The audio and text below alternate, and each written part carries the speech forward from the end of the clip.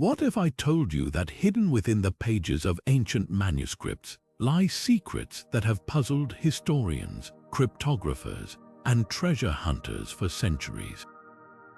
These aren't just ordinary books, they're time capsules filled with cryptic codes, mysterious illustrations, and messages that seem to defy understanding.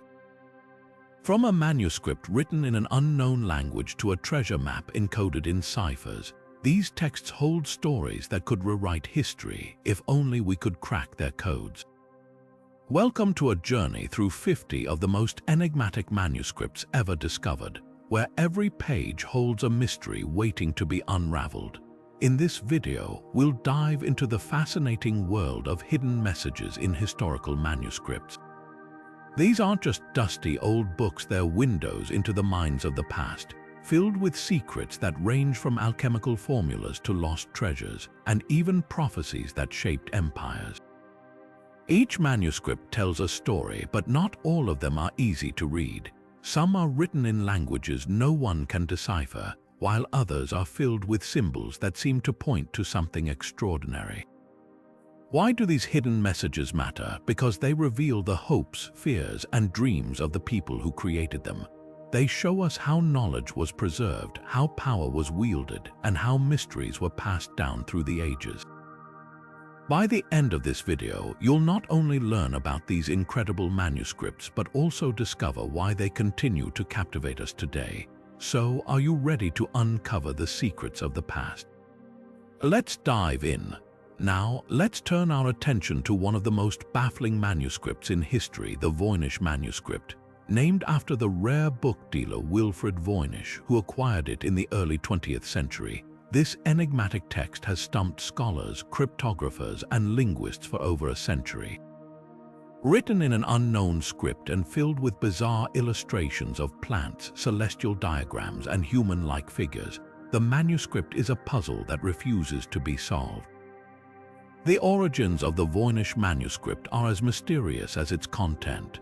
Carbon dating places its creation somewhere between the early 15th and early 16th centuries, but its author and purpose remain unknown. Some believe it was crafted by a medieval alchemist, while others suggest it might be the work of a Renaissance polymath. The text itself is written in a language that has no known counterpart, with characters that don't match any known alphabet. Despite countless attempts to decode it, the Voynich manuscript remains one of the greatest unsolved mysteries in the world of historical texts. What makes this manuscript even more intriguing are its illustrations. The pages are filled with detailed drawings of plants that don't seem to exist in nature, intricate astronomical charts, and strange depictions of women bathing in what appear to be interconnected pools. These images have sparked countless theories. Some believe the manuscript is a medical or botanical guide, while others think it might contain alchemical secrets or even extraterrestrial knowledge. Yet, despite the best efforts of modern technology, including artificial intelligence and advanced cryptographic techniques, the Voynich manuscript continues to defy interpretation. Its undeciphered text and mysterious illustrations remind us that some secrets of the past may never be fully understood. And that's what makes it so captivating. It's a window into a world of knowledge that remains just out of reach. As we move forward, we'll explore another manuscript that has puzzled treasure hunters for centuries, the Beale Ciphers. But for now, the Voynich manuscript stands as a testament to the enduring allure of the unknown. Now, shifting our focus from the enigmatic Voynich manuscript, we delve into another tantalizing mystery, the Beale Ciphers. This set of 3 coded messages has captivated treasure hunters and cryptographers for over a century, promising the location of a hidden fortune buried somewhere in the United States. The story begins in the early 19th century when a man named Thomas J. Beale allegedly buried a massive treasure in Virginia, leaving behind 3 ciphers to guide future seekers to its location. The historical context of the Beale Ciphers is as intriguing as the codes themselves. According to the legend, Beale and his party discovered a vast amount of gold and silver in the American Southwest during the early 1800s. Fearing the treasure might be lost or stolen, Beale encrypted its location, the contents of the hoard, and the names of its rightful owners into 3 separate ciphers. He then entrusted these coded messages to an innkeeper in Virginia, along with a locked box, before disappearing forever. Decades later, the innkeeper opened the box and found the ciphers, but without the key to decode them, the treasure's location remained a mystery. The structure of the Beale ciphers adds another layer of complexity to the puzzle. The first cipher, which describes the treasure's contents, was eventually solved using the Declaration of Independence as a key. Each number in the cipher corresponds to a word in the declaration, with the first letter of that word revealing the hidden message. This breakthrough confirmed the existence of the treasure, but the other 2 ciphers, which detail its location and the names of the owners, remain unsolved to this day. Why have these ciphers resisted decoding for so long? Some believe the key to the remaining codes has been lost to history, while others speculate that the ciphers might be an elaborate hoax. Despite numerous attempts using advanced cryptographic techniques, no one has been able to crack the second and third ciphers. This enduring mystery has inspired countless treasure hunts, books, and even documentaries, keeping the legend of the Beale ciphers alive in popular culture. As we continue our journey through the world of hidden messages, the Beale ciphers remind us that some secrets are meant to stay buried, at least for now. Next, we'll explore another cryptic manuscript that has baffled scholars for centuries, the Rohonc Codex. But for now, the Beale ciphers stand as a testament to the allure of hidden treasure and the enduring power of a good mystery. Now, let's turn our attention to another perplexing manuscript that has puzzled historians and cryptographers alike.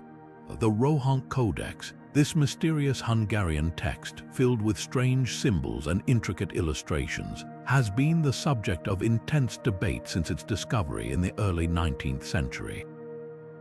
Unlike the Beale ciphers, which hint at a tangible treasure, the Rohonc Codex offers no clear purpose or origin, making it one of the most enigmatic manuscripts in history.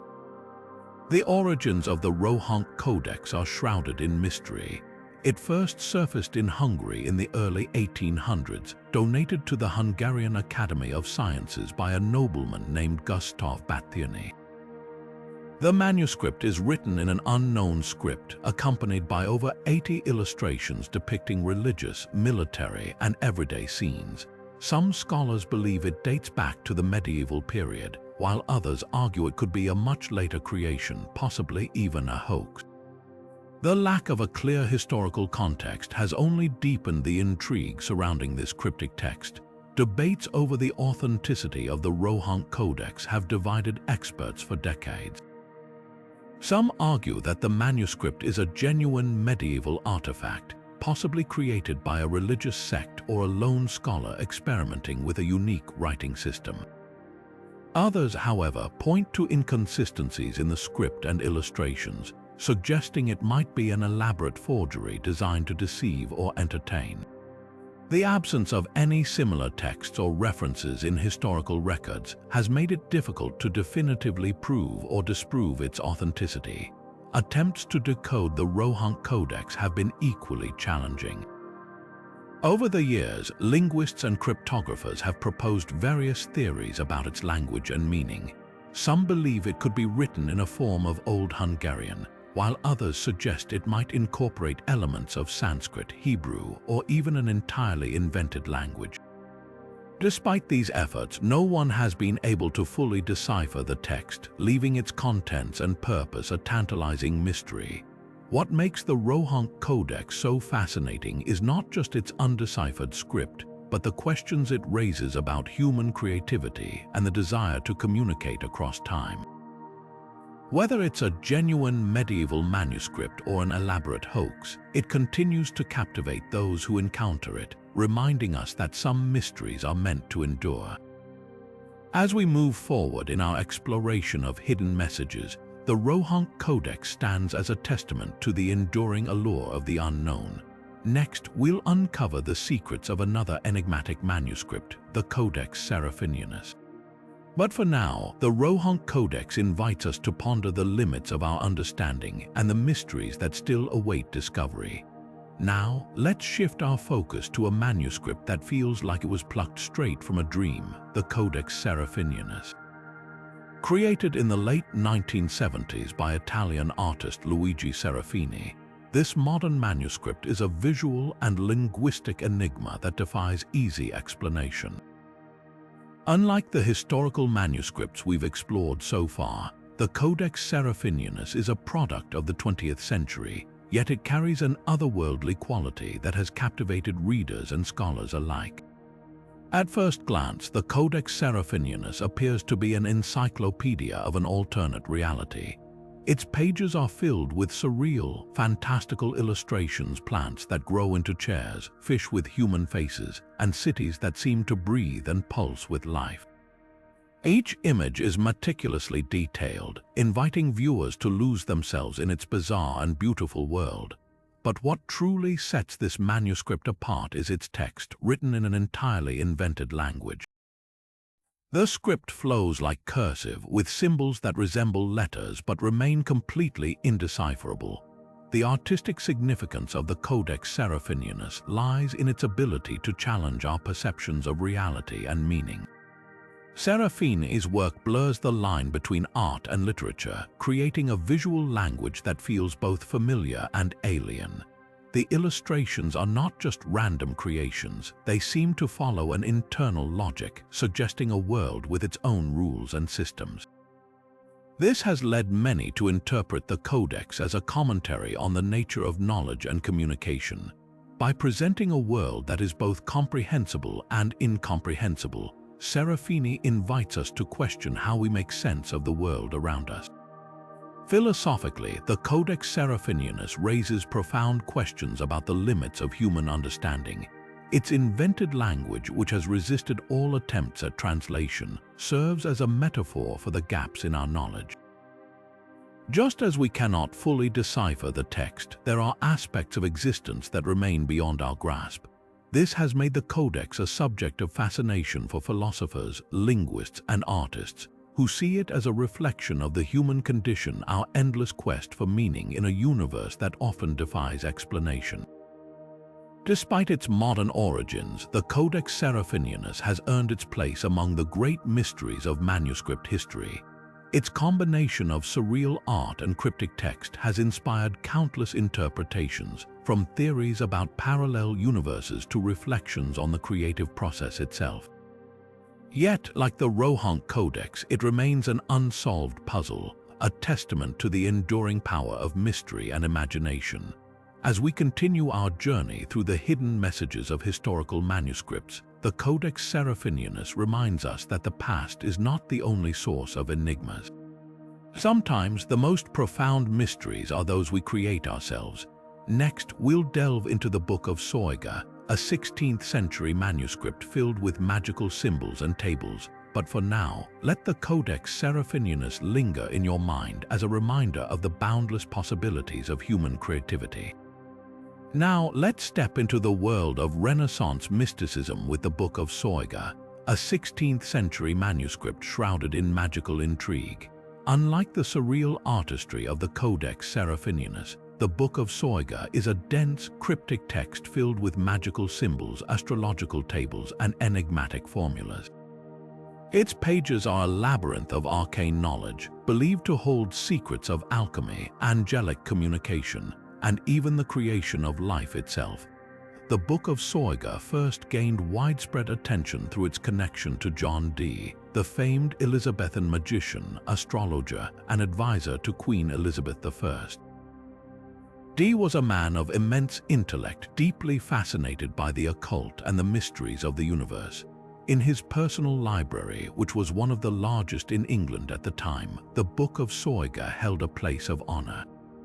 Dee spent years studying its pages, convinced that it contained profound truths hidden within its cryptic symbols and tables. One of the most striking features of the Book of Soyga is its use of complex tables filled with seemingly random letters and symbols. These tables, known as the Tables of Soyga, are arranged in grids that defy conventional logic. Dee believed they held the key to unlocking the manuscript's secrets, but despite his efforts, he was never able to fully decipher them. Legend has it that Dee even sought the help of angels through his famous scrying sessions with Edward Kelly, hoping divine intervention would reveal the book's mysteries. The manuscript's content is as mysterious as its structure. It includes instructions for summoning spirits, creating magical talismans, and even manipulating the natural world. Some scholars believe the Book of Soyga was intended as a guide to achieving spiritual enlightenment or mastering the forces of nature. Others suggest it may have been a coded manual for alchemical processes, with its symbols representing stages of transformation or hidden ingredients. Efforts to decode the Book of Soyga have continued into the modern era. In the 1990s, two researchers, Deborah Harkness and Joseph Peterson, rediscovered copies of the manuscript and began a meticulous analysis of its content. While they made significant progress in understanding its structure, much of the text remains a mystery. The tables, in particular, continue to baffle scholars, with some suggesting they may be a form of cipher or an early attempt at cryptographic writing. What makes the Book of Soyga so compelling is not just its content, but the questions it raises about the nature of knowledge and the human desire to uncover the unknown. Like the Codex Seraphinianus, it challenges us to confront the limits of our understanding. Yet, unlike Seraphini's modern creation, the Book of Soyga is rooted in a historical context where magic and science were deeply intertwined, offering a glimpse into a world where the boundaries between the rational and the mystical were far more fluid. As we move forward in our exploration of hidden messages in historical manuscripts, the Book of Soyga stands as a testament to the enduring allure of the unknown. Its cryptic symbols and unsolved mysteries remind us that some secrets are meant to endure, inviting us to keep searching, questioning, and imagining. Next, we'll uncover the secrets of the Ripley scrolls, alchemical manuscripts filled with cryptic illustrations and text. But for now, let the enigmatic Book of Soyga inspire you to ponder the mysteries that lie just beyond our grasp. Now let's turn our attention to the Ripley scrolls, a series of alchemical manuscripts that are as visually stunning as they are intellectually perplexing. These scrolls, named after the 15th century English alchemist George Ripley, are a fascinating blend of cryptic text and intricate illustrations, offering a window into the world of medieval alchemy. Unlike the structured tables of the Book of Soyga, the Ripley scrolls are a flowing tapestry of symbols, diagrams, and poetic verses, all designed to convey the secrets of the philosopher's stone and the transformation of base metals into gold. George Ripley, a canon of Bridlington Priory and a prominent figure in the alchemical community, is often credited with creating these scrolls, though their exact origins remain debated. Ripley was a man of both science and spirituality, deeply immersed in the quest for transmutation and spiritual enlightenment. His writings, including the famous The Compound of Alchemy, were widely read and respected in his time, making him a central figure in the alchemical traditions of Europe. The Ripley scrolls are unique in their visual storytelling. Each scroll is a long, continuous piece of parchment, often measuring several feet in length, filled with vibrant illustrations that depict the alchemical process. These images are not just decorative, they are symbolic, representing stages of transformation, from the initial chaos of raw materials to the perfected state of the philosopher's stone. The scrolls also include poetic verses written in Middle English which provide cryptic instructions for the alchemical process. These verses are rich with metaphor, describing the union of opposites, the purification of substances, and the ultimate goal of achieving perfection. One of the most intriguing aspects of the Ripley scrolls is their use of allegory. The illustrations often feature mythological creatures such as dragons and phoenixes, as well as human figures engaged in symbolic actions. For example, a common motif is the chemical wedding, where a king and queen are depicted marrying, symbolizing the union of sulfur and mercury, two key elements in alchemical theory. These images are not just artistic flourishes, they are integral to understanding the alchemical process, serving as visual metaphors for the transformation of matter and spirit. The scrolls also reflect the broader cultural and intellectual currents of their time.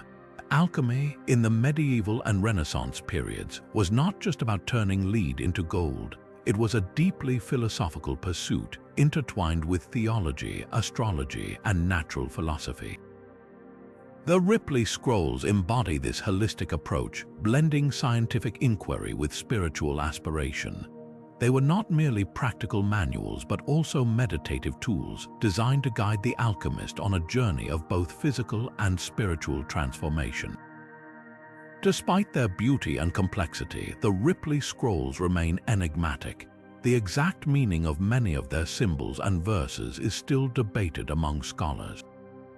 Some believe the scrolls contain coded instructions for actual chemical processes, while others see them as purely allegorical, representing the alchemist's inner journey toward enlightenment. What is clear, however, is their enduring fascination. Like the Book of Soyga, the Ripley scrolls challenge us to decipher their secrets, inviting us to explore the rich interplay of art, science, and spirituality that define the world of medieval alchemy. As we continue our journey through the hidden messages in historical manuscripts, the Ripley scrolls remind us of the profound connections between the material and the mystical. Their cryptic beauty and layered symbolism offer a glimpse into a world where the pursuit of knowledge was as much about understanding the self as it was about mastering the elements. Next, we'll explore the Liber linteus, an Etruscan text wrapped in mystery and preserved in an unexpected way. But for now, let the Ripley scrolls inspire you to ponder the alchemical quest for transformation and perfection.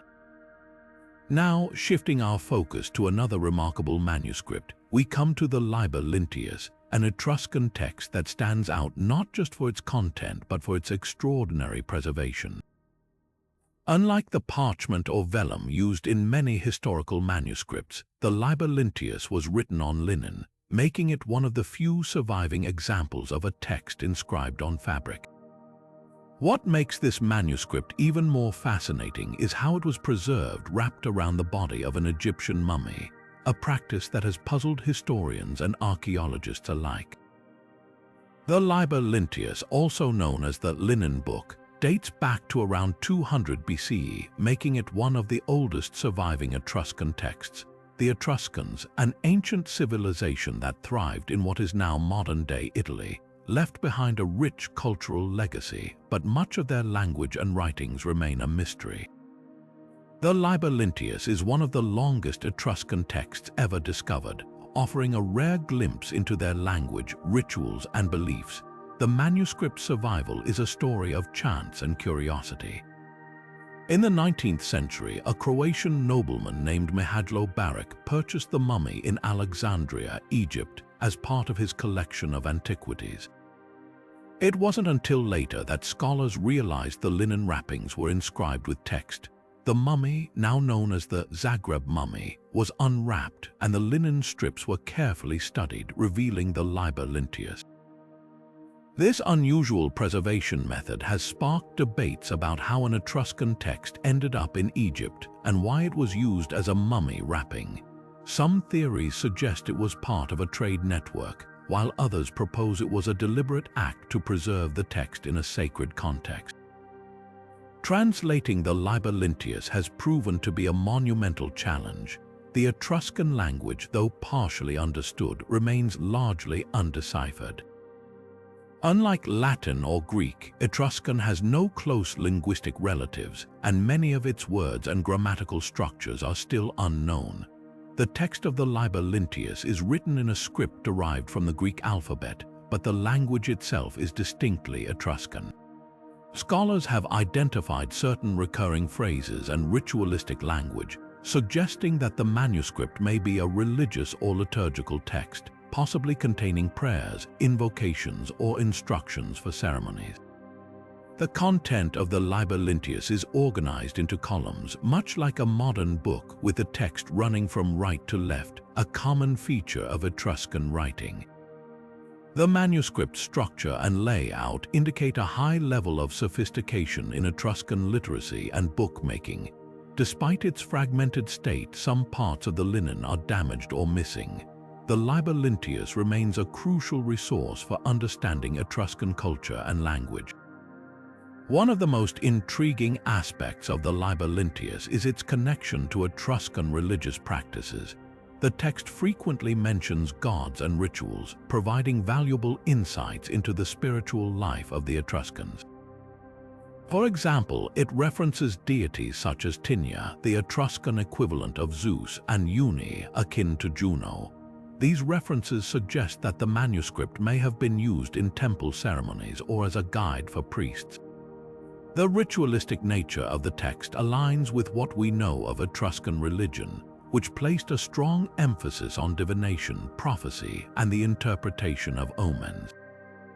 The challenges of translating the Liber linteus highlight the broader difficulties in studying Etruscan civilization. With so few surviving texts and no direct descendants of the language, scholars must rely on comparative linguistics and contextual clues to piece together its meaning. Each word deciphered is a small victory, offering a glimpse into a culture that has long fascinated historians. As we reflect on the Liber linteus, it serves as a reminder of the fragility and resilience of historical texts. Its survival, wrapped around a mummy thousands of miles from its place of origin, is a testament to the interconnectedness of ancient civilizations. The manuscript invites us to ponder the mysteries of the Etruscan world, a civilization that profoundly influenced Roman culture yet remains shrouded in mystery. Next, we'll delve into the Oera Linda book, a controversial manuscript that claims to reveal the ancient history of the Frisian people. But for now, let the Liber linteus inspire you to consider the enduring power of written words, even when their full meaning remains just out of reach. Now, let's turn our attention to the Oera Linda book, a manuscript that has sparked both fascination and controversy since its discovery.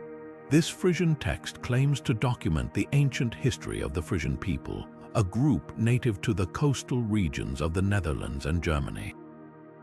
What makes the Oera Linda book so intriguing is its bold assertions about a matriarchal society that existed thousands of years ago, long before recorded history as we know it. But with such extraordinary claims comes intense debate over its authenticity, making it one of the most hotly contested manuscripts in historical studies. The Oera Linda book first came to light in the 19th century when it was presented to the Frisian Society for History and Culture.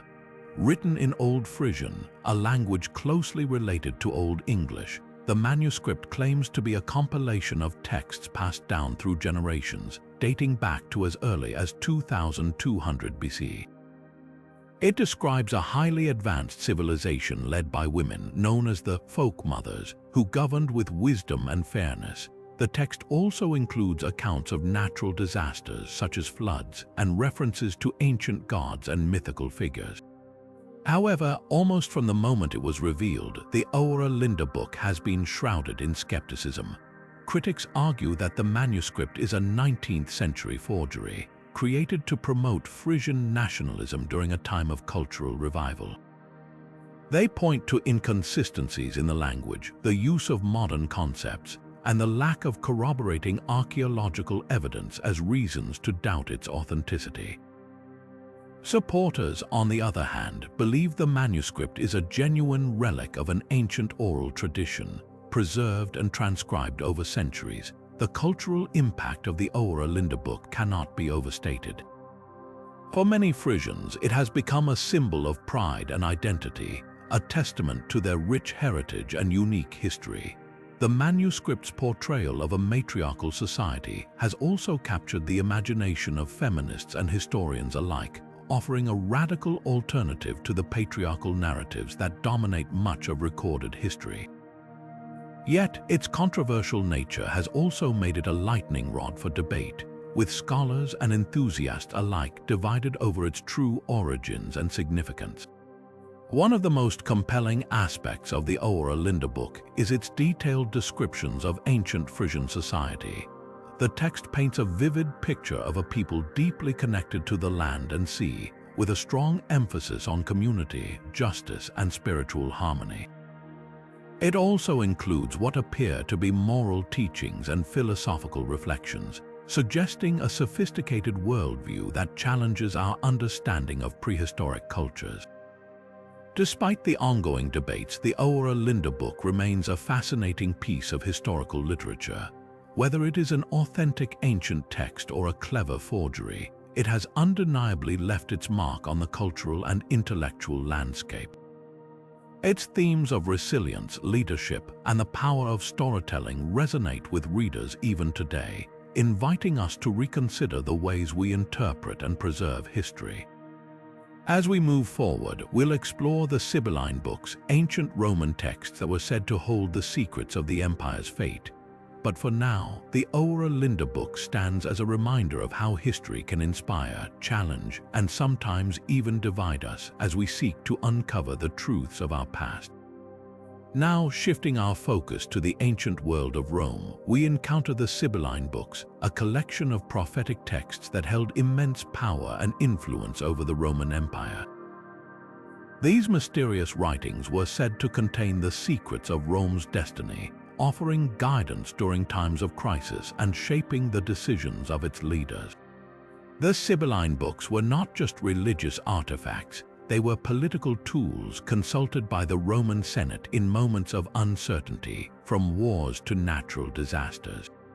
According to legend, the books were acquired by the last king of Rome, Tarquinius Superbus, from the Cumaean Sibyl, a prophetess who offered him 9 books of prophecies at an exorbitant price.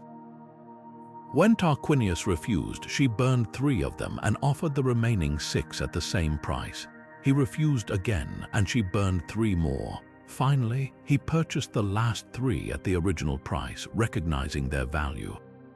These surviving books were then entrusted to a special group of priests known as the Quindecimviri, who were tasked with safeguarding and interpreting them.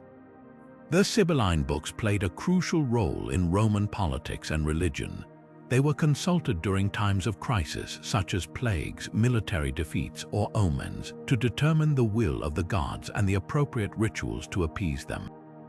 For example, during the Second Punic War, the books advised the Romans to introduce the worship of the goddess Cybele, a move that was believed to turn the tide of the war in their favor. This blending of prophecy and politics highlights the deep connection between religion and governance in ancient Rome. However, the original Sibylline books were lost in a fire in 83 BC during the tumultuous period of the late Roman Republic. Recognizing their importance, the Roman Senate commissioned a new collection of Sibylline oracles, gathered from various sources, including the Cumaean Sibyl and other prophetic traditions. These new texts, though not the originals, continued to influence Roman policy and religious practices for centuries.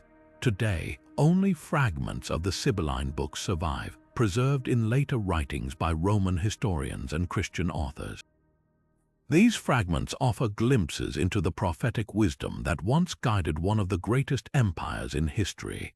They also reveal the enduring fascination with prophecy and the human desire to seek guidance from the divine, even in the face of uncertainty.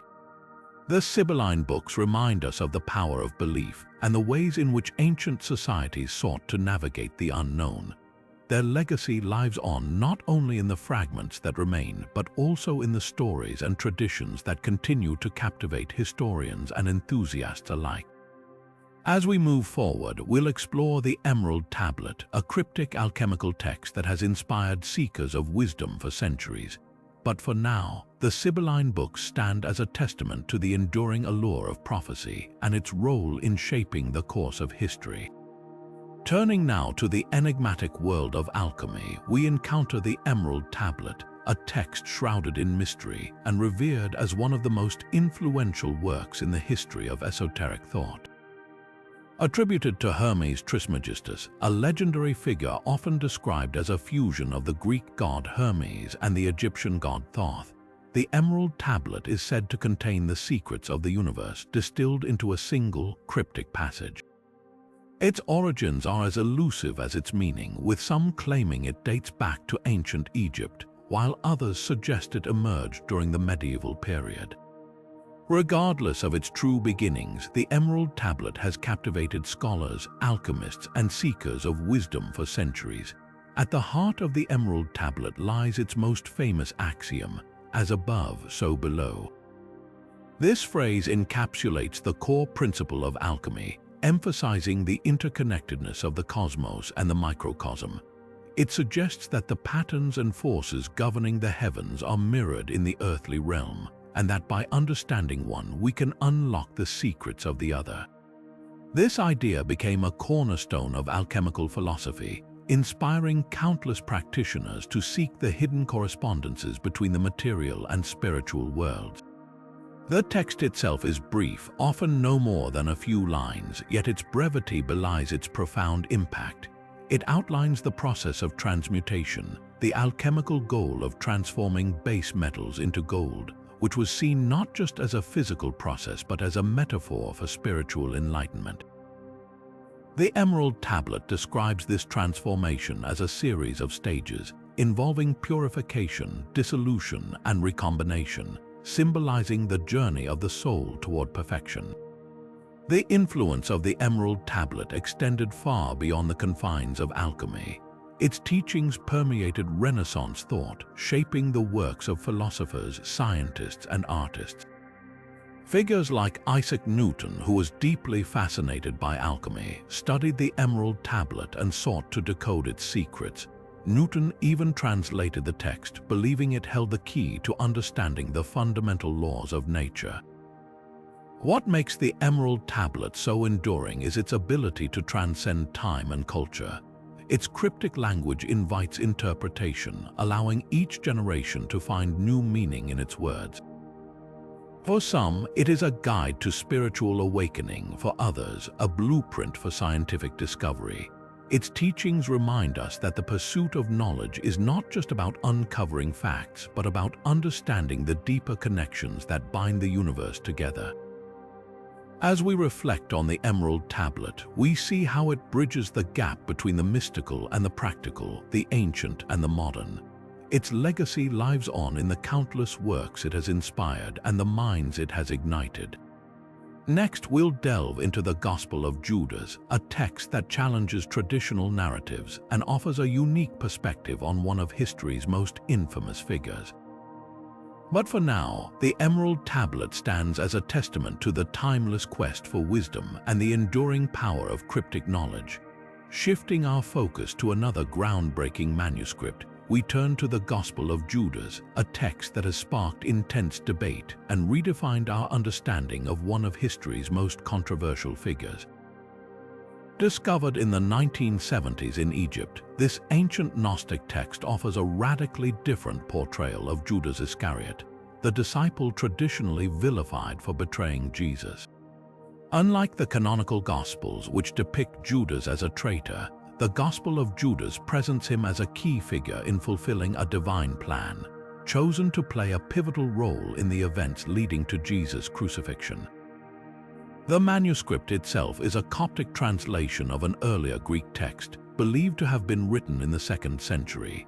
Its discovery was nothing short of miraculous, as it was found among a collection of papyrus documents in a cave near El Minya, Egypt. However, the journey of the Gospel of Judas from its discovery to its eventual translation was fraught with challenges. The fragile papyrus had deteriorated over centuries, and it took decades of painstaking restoration and scholarly effort to piece together its contents. At its core, the Gospel of Judas challenges traditional Christian narratives by presenting a Gnostic perspective on Jesus' teachings. Gnosticism, a spiritual movement that emphasized secret knowledge as the path to salvation, viewed the material world as flawed and the divine as transcendent.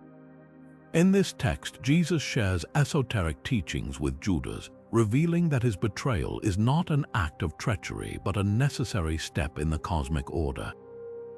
Judas is portrayed as the only disciple who truly understands Jesus' mission, making him an instrument of divine will rather than a villain. The implications of this portrayal are profound. The Gospel of Judas forces us to reconsider the role of Judas in the Christian story, raising questions about the nature of betrayal, free will, and divine purpose. It also sheds light on the diversity of early Christian thought, revealing that the beliefs and practices of early Christians were far more varied than the unified doctrine that later emerged. For scholars of early Christianity, the Gospel of Judas has been a treasure trove of insights. It provides a glimpse into the theological debates of the 2nd century, offering a counterpoint to the orthodox views that eventually dominated. The text also highlights the importance of Gnosticism in shaping early Christian ideas, even as it was later marginalized and condemned as heretical.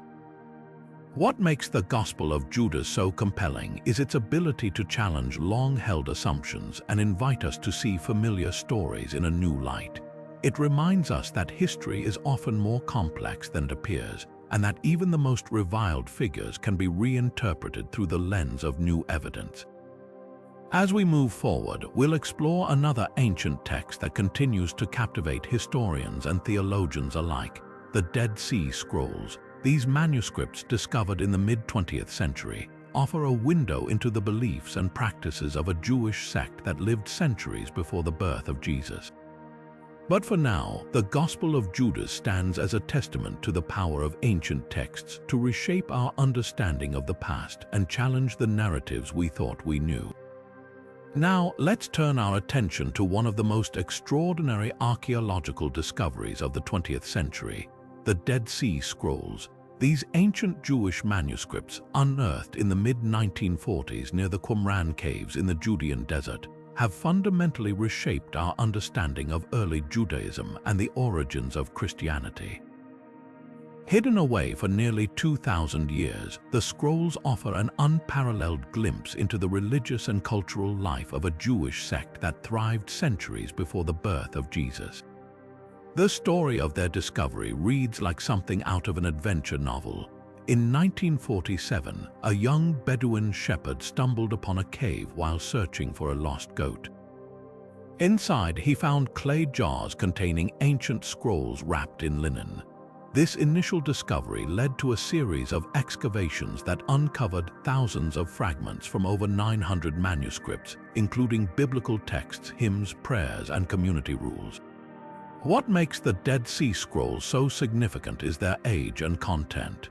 Dating back to between the 3rd century BCE and the 1st century CE, they include some of the oldest known copies of the Hebrew Bible, predating other surviving manuscripts by nearly 1,000 years. These texts provide invaluable insights into the development of the biblical canon and the variations that existed in early versions of the scriptures. But the scrolls are more than just biblical texts. They also include writings unique to the Qumran community, believed by many scholars to be the Essenes, a Jewish sect known for their strict religious practices and communal lifestyle. These writings reveal a group deeply concerned with purity, prophecy, and the coming of a messianic age. The scrolls contain detailed rules for community life, apocalyptic visions, and even a mysterious war scroll outlining a cosmic battle between the forces of light and darkness. One of the enduring mysteries surrounding the Dead Sea Scrolls is the identity of their authors. While the Essenes are the most commonly proposed group, some scholars argue that the scrolls may have been written or collected by multiple Jewish sects or even brought to Qumran from elsewhere. The exact nature of the community and their reasons for hiding the scrolls remain subjects of intense debate. The discovery of the Dead Sea Scrolls has had a profound impact on both religious and secular scholarship. For historians, they provide a rare window into the beliefs and practices of a Jewish community living at a pivotal moment in history. For theologians, they offer new perspectives on the development of Jewish thought and its influence on early Christianity. And for anyone fascinated by the mysteries of the past, they are a testament to the enduring power of ancient texts to illuminate the human experience. As we continue our journey through the hidden messages of historical manuscripts, the Dead Sea Scrolls remind us that the past is never truly lost, only waiting to be rediscovered. Next, we'll delve into another enigmatic text from the same era, the Copper Scroll, a unique document that has sparked treasure hunts and speculation for decades. Now, shifting our focus to another fascinating piece of the Dead Sea Scrolls collection, we come to the Copper Scroll. Unlike the other scrolls made of parchment or papyrus, this one stands out for its unusual material, thin sheets of copper. This choice of medium alone makes it a unique artifact, as copper was not commonly used for writing in ancient times. The scroll's durability, however, has allowed it to survive the centuries, preserving its cryptic message for modern scholars to unravel. The Copper Scroll is unlike any other text among the Dead Sea Scrolls. While most of the scrolls contain religious or community writings, this one is essentially a treasure map. It lists dozens of locations where vast quantities of gold, silver, and other valuables are said to be hidden. The descriptions are detailed, mentioning specific amounts and precise locations, such as in the ruin that is in the valley of Acre or under the steps of the Eastern Gate. These tantalizing clues have sparked countless treasure hunts and fueled imaginations for decades. Deciphering the Copper Scroll, however, has been no easy task. The text is written in a form of Hebrew that differs from the language used in the other Dead Sea Scrolls, and its phrasing is often cryptic. Additionally, the scroll was found in a highly fragile state, corroded and brittle from centuries of exposure. To read it, researchers had to carefully cut it into strips and piece together its contents, a painstaking process that took years to complete. The contents of the Copper Scroll have led to much speculation. Some believe the treasures it describes were real, possibly the wealth of the Jerusalem temple hidden before its destruction by the Romans in 70 CE. Others argue that the scroll might be a work of fiction or allegory, perhaps representing spiritual rather than material riches. Despite numerous expeditions to the locations mentioned, no treasure has ever been found, leaving the mystery unsolved. The hunt for the treasures of the Copper Scroll continues to captivate historians, archaeologists, and treasure seekers alike. It raises intriguing questions about the scroll's purpose and the community that created it. Was it a practical guide to hidden wealth, or was it meant to convey a deeper, symbolic message? The answers remain elusive, adding to the allure of this enigmatic document. As we move forward in our exploration of hidden messages in historical manuscripts, the Copper Scroll serves as a reminder of how the past continues to challenge and inspire us. Next, we'll turn our attention to another masterpiece of ancient craftsmanship, the Book of Kells, a stunning illuminated manuscript that has captivated audiences for centuries. Now, let's journey from the cryptic treasures of the Copper Scroll to the breathtaking artistry of the Book of Kells. This illuminated manuscript, created around the year 800 CE, is often hailed as one of the most beautiful books in the world. Housed today in the Trinity College Library in Dublin, the Book of Kells is a masterpiece of early medieval art, showcasing the skill and devotion of its creators. The Book of Kells contains the 4 Gospels of the New Testament, written in Latin and adorned with intricate, vibrant illustrations.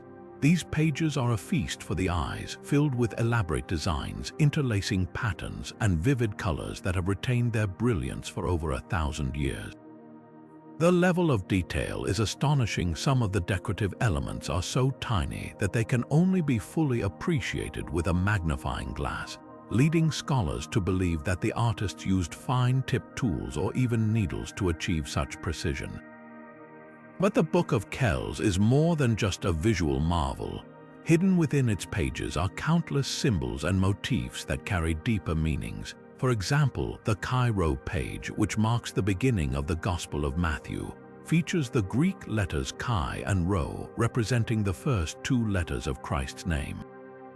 This page is a masterpiece of symbolism, blending Christian iconography with intricate Celtic designs. Other pages feature animals, both real and mythical, that may represent spiritual concepts or serve as protective symbols. The cultural importance of the Book of Kells cannot be overstated. It is a testament to the intellectual and artistic achievements of early medieval Ireland, a time when monasteries were centers of learning and creativity. The manuscript also reflects the fusion of Christian and Celtic traditions, offering a glimpse into how these cultures influenced each other. Its survival through centuries of Viking raids, political upheaval, and natural wear is a miracle in itself, making it a symbol of resilience and cultural heritage. Today, the Book of Kells continues to inspire awe and curiosity. Scholars study its pages to uncover new insights into its creation and meaning, while artists and designers draw inspiration from its timeless beauty. For those who visit Trinity College to see it in person, the experience is nothing short of magical, as they stand in the presence of a work that has transcended time and captivated generations. As we move forward in our exploration of hidden messages in historical manuscripts, the Book of Kells reminds us of the power of art to convey meaning and preserve history. Next, we'll delve into the Codex Gigas, a manuscript so massive and mysterious that it has earned the nickname, the Devil's Bible.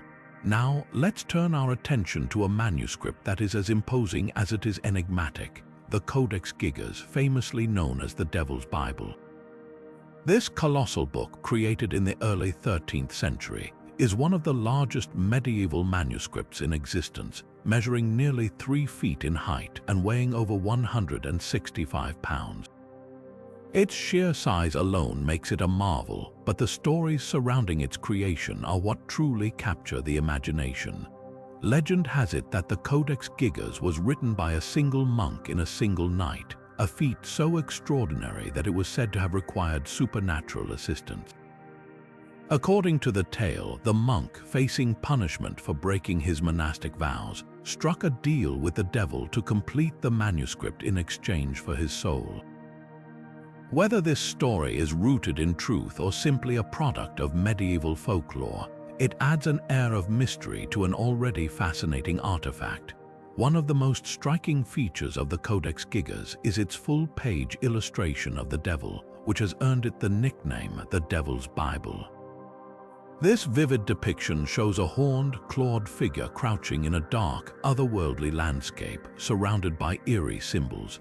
The image is both captivating and unsettling, and it has sparked countless debates about its purpose and meaning.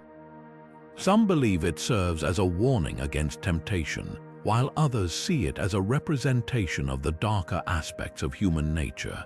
Beyond its infamous illustration, the Codex Gigas contains a wealth of texts, including the complete Latin Bible, historical chronicles, medical texts, and even a guide to exorcism.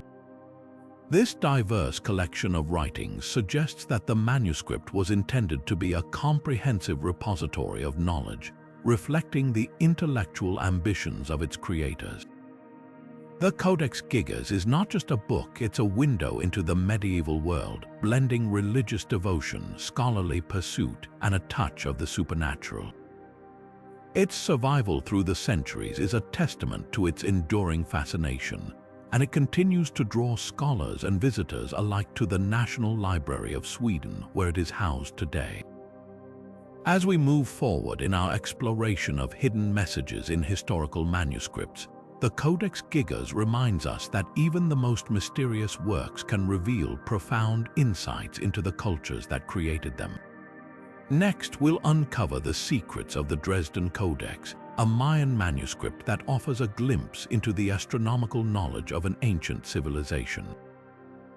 Now, shifting our focus to another remarkable manuscript, we arrive at the Dresden Codex, a treasure trove of Mayan knowledge that offers a fascinating glimpse into their advanced understanding of astronomy and timekeeping. This ancient manuscript, dating back to the 11th or 12th century, is one of the few surviving pre-Columbian Maya books, making it an invaluable resource for understanding their civilization. The Dresden Codex is renowned for its intricate astronomical tables, which reveal the Maya's sophisticated grasp of celestial movements. These tables include detailed calculations of the cycles of Venus, the phases of the moon, and even predictions of solar eclipses. The precision of these calculations is astounding, especially considering the tools and technology available at the time. For the Maya, astronomy was not just a scientific pursuit, but also deeply intertwined with their religion and daily life. They believed that celestial events were messages from the gods, and understanding these cycles was essential for rituals, agriculture, and governance. One of the most striking features of the Dresden Codex is its depiction of the Maya long count calendar, a system that tracks time over vast periods. This calendar was central to their worldview, linking historical events with cosmic cycles. The manuscript also includes almanacs that guided agricultural activities, such as planting and harvesting, based on astronomical observations. These practical applications highlight the Maya's ability to blend science and spirituality in ways that were both innovative and deeply meaningful. Beyond its astronomical content, the Dresden Codex is a work of art, filled with vibrant illustrations and glyphs that tell stories of gods, rituals, and mythological events. The imagery is rich with symbolism, offering insights into the Maya's beliefs and cultural practices. For example, the Codex features depictions of the maize god, a central figure in their mythology, as well as scenes of bloodletting rituals which were believed to sustain the gods and maintain cosmic balance. The survival of the Dresden Codex is nothing short of miraculous. It endured centuries of neglect, damage, and even a bombing during World War II, which left it partially water-damaged. Today, it is carefully preserved in the Saxon State and University Library in Dresden, where it continues to captivate scholars and enthusiasts alike.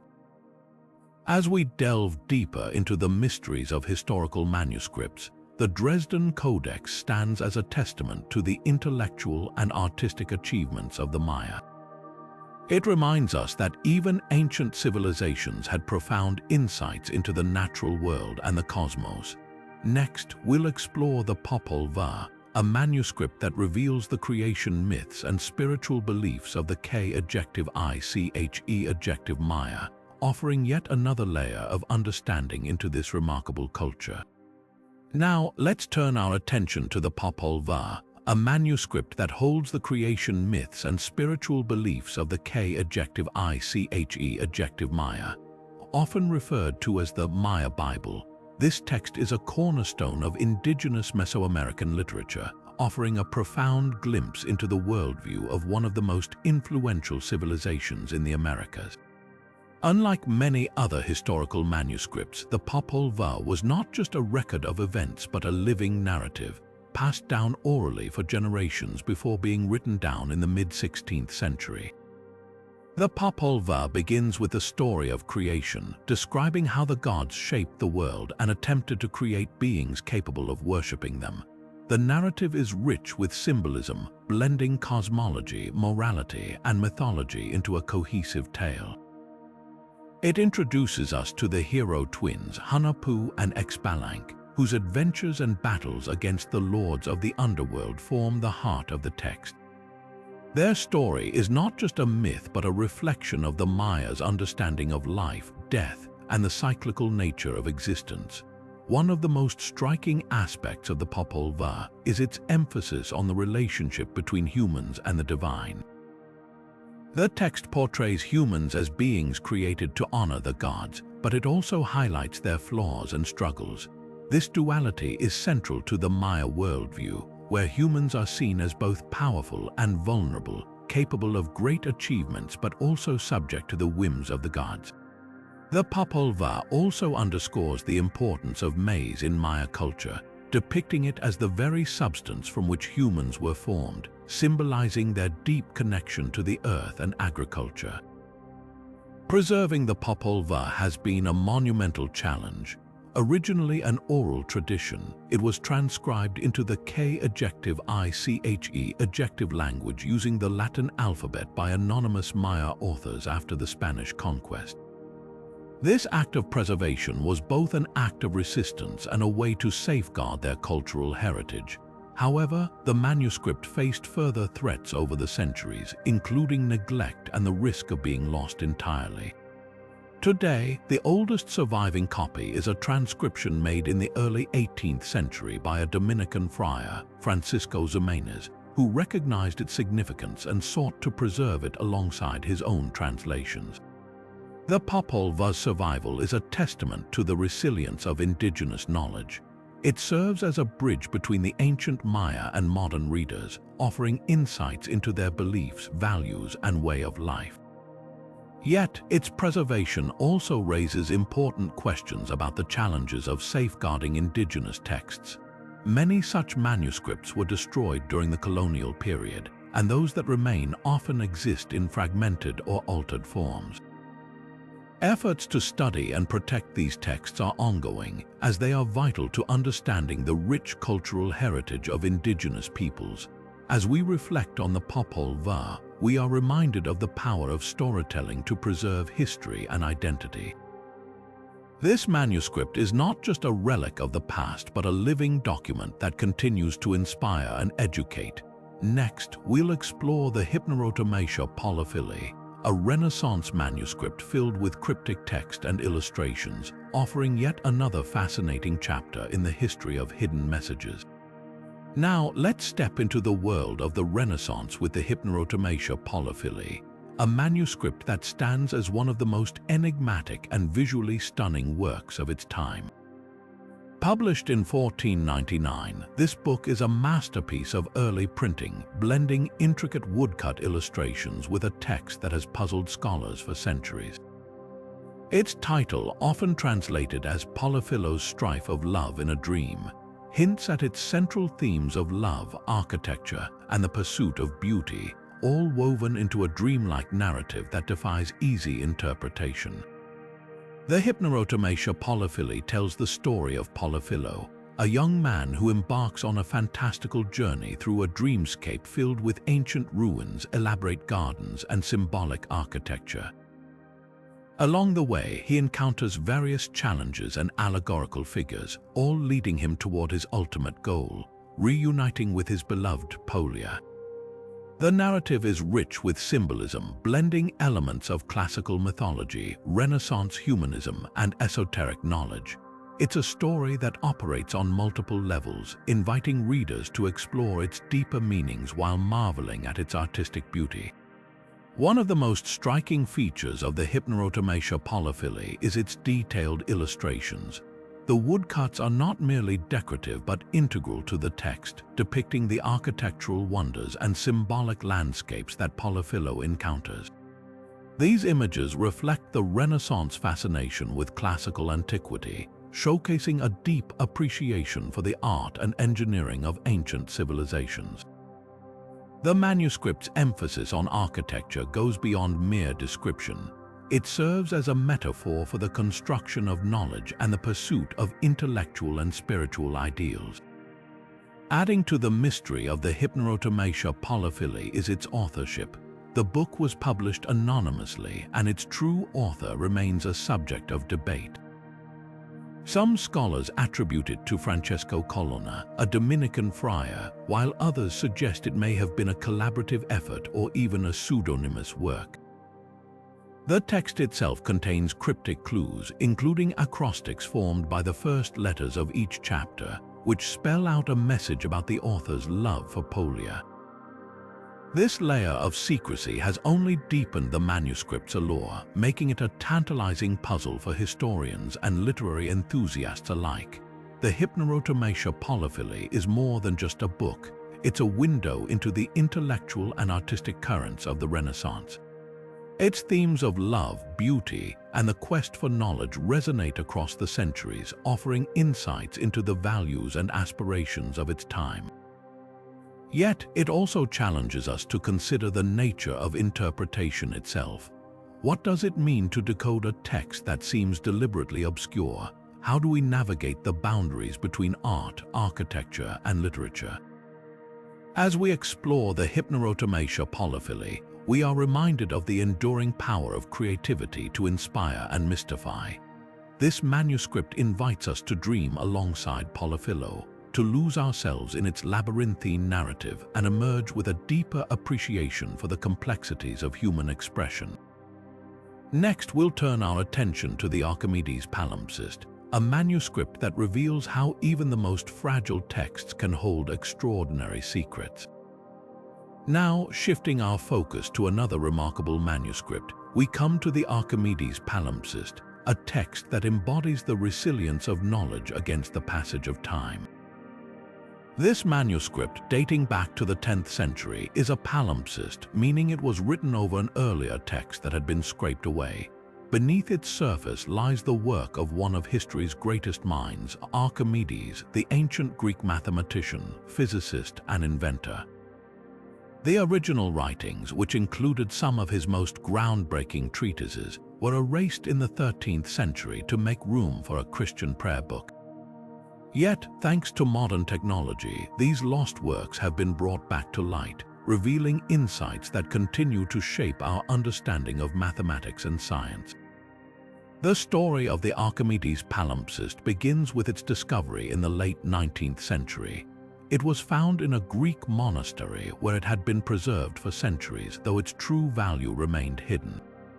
At the time, the overwritten prayer book was seen as the primary content, and the faint traces of Archimedes' work went unnoticed. It wasn't until the early 20th century that scholars began to suspect the manuscript's true significance. However, the process of uncovering the original text was no easy task. The overwriting, combined with centuries of wear and damage, made the underlying writings nearly invisible to the naked eye. Enter modern technology. In the late 20th and early 21st centuries, advanced imaging techniques were employed to reveal the hidden text.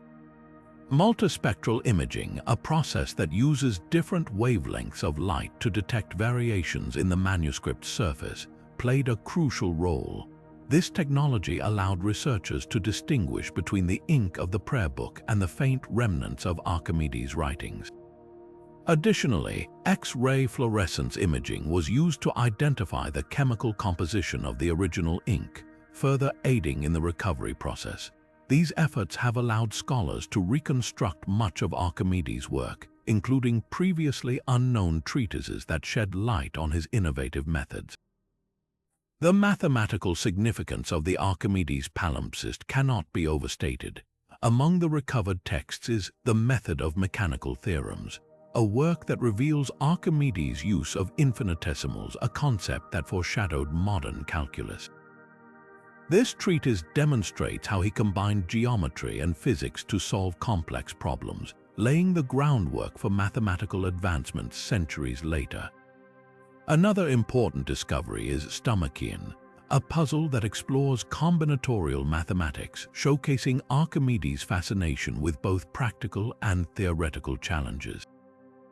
These works not only highlight his genius but also provide a glimpse into the intellectual landscape of the ancient world. The Archimedes Palimpsest is more than just a historical artifact. It's a testament to the enduring power of human curiosity and ingenuity. Its recovery reminds us that knowledge once thought lost can be rediscovered through perseverance and innovation.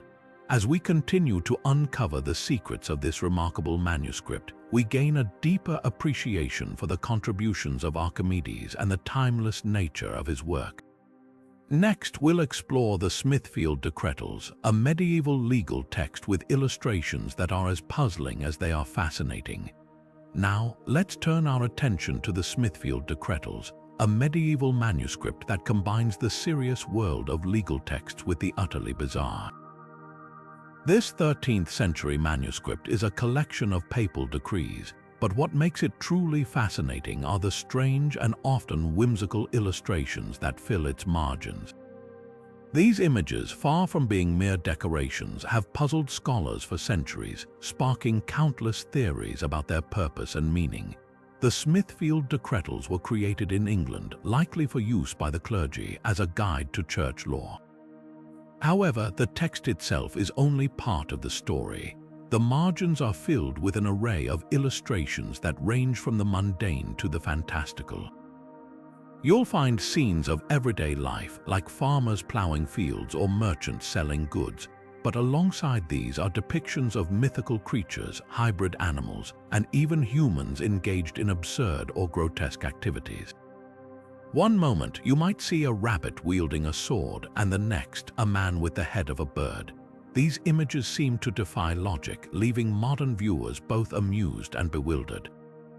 So, what do these illustrations mean? Scholars have proposed several theories. One idea is that they served as a form of moral commentary, using humor and absurdity to critique societal norms or highlight the consequences of sinful behavior.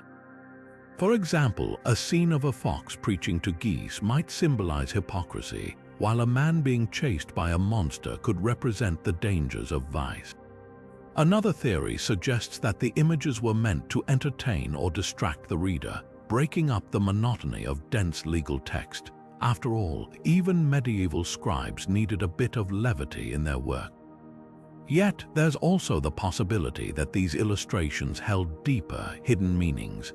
Some researchers believe they could be coded messages or allegories, reflecting the political or religious tensions of the time. For instance, certain animals or figures might represent specific individuals or groups, allowing the artist to convey criticism or satire without risking punishment. Others argue that the images were inspired by popular folklore or oral traditions, serving as a visual record of stories that have since been lost to history. What's particularly intriguing is how these illustrations challenge our assumptions about medieval manuscripts. We often think of them as solemn, serious works, but the Smithfield Decretals remind us that medieval creators had a sense of humor and a flair for the imaginative. These images invite us to look beyond the text and consider the cultural and artistic context in which they were made. They also raise questions about the relationship between text and image, and how visual elements can shape our understanding of written content. The Smithfield Decretals are more than just a legal document. They're a window into the medieval imagination. Their bizarre illustrations continue to captivate and confuse, offering endless opportunities for interpretation. As we move forward, we'll delve into the Book of Abramelin, a medieval grimoire that takes us into the mysterious world of magic and ritual. Now, let's step into the shadowy world of medieval magic with the Book of Abramelin, a grimoire that has fascinated occultists and scholars for centuries. This mysterious text, believed to have been written in the 15th century, is a guide to summoning and communicating with one's holy guardian angel, a spiritual entity said to offer divine wisdom and protection. The rituals described in the book are elaborate and demanding, requiring months of preparation, purification, and unwavering dedication. The Book of Abramelin is attributed to a man named Abraham of Worms, who claimed to have learned its secrets from an Egyptian mage named Abramelin. According to the text, Abraham traveled to Egypt in search of esoteric knowledge and eventually met Abramelin, who taught him the sacred rituals and magical practices that form the core of the book. While the historical existence of Abraham and Abramelin remains uncertain, the legend surrounding them adds an air of mystique to the text. The rituals outlined in the Book of Abramelin are not for the faint of heart. They involve strict daily routines, including prayer, meditation, and the creation of intricate magical tools and symbols. The practitioner must also isolate themselves from the outside world, avoiding distractions and temptations that could disrupt their spiritual focus. The ultimate goal is to achieve a state of divine communion, where the holy guardian angel reveals itself and imparts its wisdom. This process is said to grant the practitioner immense spiritual power and insight, but it also comes with warnings about the dangers of misuse or arrogance. The influence of the Book of Abramelin on occult practices cannot be overstated. It has inspired countless magicians, mystics, and esoteric traditions, including the famous Hermetic Order of the Golden Dawn and the works of Aleister Crowley. Crowley, in particular, was deeply influenced by the book's teachings on the holy guardian angel, which became a central concept in his own magical system. The rituals and symbols described in the Book of Abramelin have also found their way into modern ceremonial magic, where they continue to be studied and practiced. What makes the Book of Abramelin particularly intriguing is its blend of spirituality and practicality. While it delves into profound metaphysical concepts, it also provides detailed, step-by-step instructions for performing its rituals. This combination of the mystical and the methodical has made it a cornerstone of Western occultism, appealing to both spiritual seekers and those interested in the historical development of magical practices. As we move forward, we'll explore the Picatrix, an 11th century Arabic manuscript that takes us even deeper into the world of astrology and magic, revealing how ancient knowledge shaped the occult traditions of the medieval world. Now, let's journey into the realm of celestial mysteries with the Picatrix, an 11th century Arabic manuscript that stands as one of the most influential texts in the history of astrology and magic. Originally written in Arabic under the title Gayat al-Hakim, which translates to the aim of the sage, this enigmatic work was later translated into Latin in the 13th century, bringing its profound knowledge to the heart of medieval Europe. The Picatrix is a treasure trove of astrological wisdom, magical rituals, and philosophical insights, blending ancient traditions from the Middle East with the emerging occult practices of the West. At its core, the Picatrix is a guide to harnessing the power of the stars. It delves into the intricate relationships between celestial bodies and earthly events, offering detailed instructions on how to create talismans, perform rituals, and invoke planetary energies.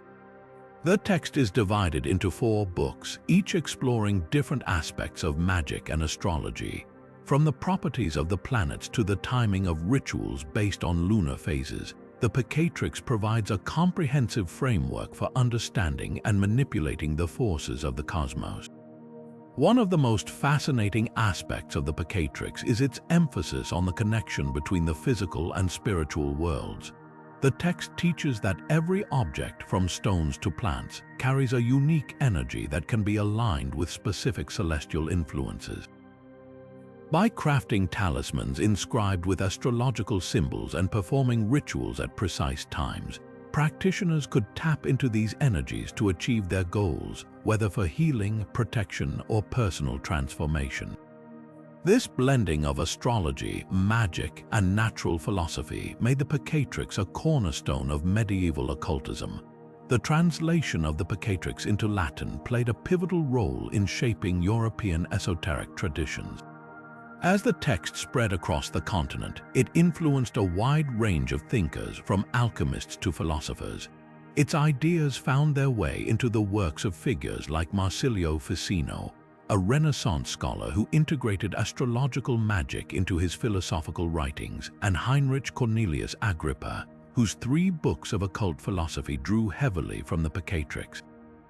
The manuscript's impact extended beyond the intellectual elite, shaping popular beliefs about magic and the cosmos during the Middle Ages and Renaissance. What sets the Picatrix apart is its ability to bridge cultures and eras. Rooted in the rich traditions of the Islamic Golden Age, it became a key text in the Western magical tradition, illustrating how knowledge transcends borders and time. Its teachings on the interplay between the heavens and the earth continue to inspire modern practitioners of astrology and magic, offering a timeless exploration of humanity's quest to understand and influence the universe. As we continue our exploration, we'll turn our attention to the Voynich Manuscript once more, this time focusing on its mysterious astronomical section and the theories surrounding its celestial illustrations. Now, shifting our focus back to the enigmatic Book of Soyga, we uncover one of its most intriguing elements, the Enochian tables. These mysterious grids of letters and symbols have long puzzled scholars and occult enthusiasts alike, and their connection to John Dee, the famed Elizabethan magician, adds another layer of fascination to this already cryptic manuscript. The Book of Soyga, also known as Oera, is a 16th century text filled with magical symbols, tables, and incantations. Among its most perplexing features are the Enochian tables, which consist of 36 grids, each containing 36 rows and columns of letters. These tables are not written in any known language, and their purpose remains shrouded in mystery. Some believe they hold the key to unlocking powerful magical secrets, while others see them as a complex cipher waiting to be decoded. John Dee, a mathematician, astronomer, and advisor to Queen Elizabeth I, became deeply interested in the Book of Soyga during his lifetime. Dee was not only a scholar but also a practitioner of angelic magic, and he claimed to have communicated with celestial beings through a system known as Enochian. This system, which he developed with his associate Edward Kelly, involved a unique language and a series of magical rituals. Dee believed that the Enochian tables in the Book of Soyga were connected to this angelic communication, and he spent years attempting to decipher their meaning. Dee's fascination with the tables stemmed from his belief that they contained divine knowledge. According to his records, he once asked the angels about the Book of Soyga during one of his scrying sessions. The angels reportedly told him that the book was a sacred text, but they also warned that its secrets were not meant for mortal understanding. Despite this, Dee continued his efforts to decode the tables, convinced that they held the key to unlocking profound spiritual truth.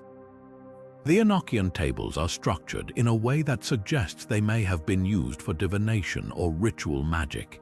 Each table corresponds to a specific celestial or elemental force, and the letters within them are believed to represent names of angels, spirits, or other supernatural entities. Some researchers have proposed that the tables function as a kind of magical map, allowing practitioners to navigate the spiritual realms and invoke specific energies. However, without a clear key or guide, their exact purpose remains elusive. What makes the Enochian tables even more fascinating is their potential connection to Dee's own Enochian system. While the tables in the Book of Soyga predate Dee's work, there are striking similarities between the two. Both involve complex grids of letters and symbols, and both are tied to the idea of communicating with higher beings. This has led some to speculate that Dee may have drawn inspiration from the Book of Soyga when developing his Enochian system, or that both texts share a common source of ancient wisdom. Despite centuries of study, the Enochian tables remain one of the great unsolved mysteries of the occult world. Their intricate design and cryptic content continue to challenge researchers, while their connection to John Dee's angelic communications adds an air of mystique. Whether they are a divine cipher, a magical tool, or something else entirely, the Enochian tables stand as a testament to humanity's enduring quest to unlock the secrets of the universe. As we move forward, we'll revisit the Voynich Manuscript, this time exploring its botanical section and the theories surrounding its enigmatic plant illustrations. Now, turning our attention back to the Voynich Manuscript, we delve into one of its most visually captivating sections, the botanical illustrations.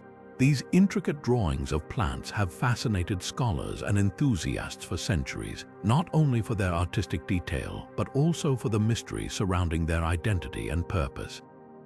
Unlike any known flora, the plants depicted in the manuscript defy easy classification, sparking endless debates about their origins and meanings.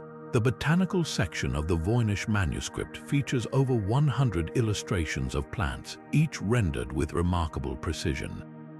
Some resemble real-world species, while others appear entirely fantastical, with exaggerated roots, leaves, and flowers that seem to defy nature. This has led to a wide range of theories about what these plants might represent. Some researchers believe they are stylized versions of medicinal herbs, possibly used in ancient remedies or alchemical practices. Others suggest they could be symbolic representations of spiritual or astrological concepts, serving as a visual language for conveying hidden knowledge. One of the most intriguing aspects of the botanical section is the possibility that the plants are entirely fictional. Unlike other medieval herbals, which often depict recognizable species, the Voynich Manuscript's illustrations seem to exist in a world of their own. This has led some to speculate that the plants are part of an elaborate code or cipher, designed to conceal information rather than document it. Alternatively, they might represent a lost or undiscovered botanical tradition, offering a glimpse into a forgotten understanding of the natural world.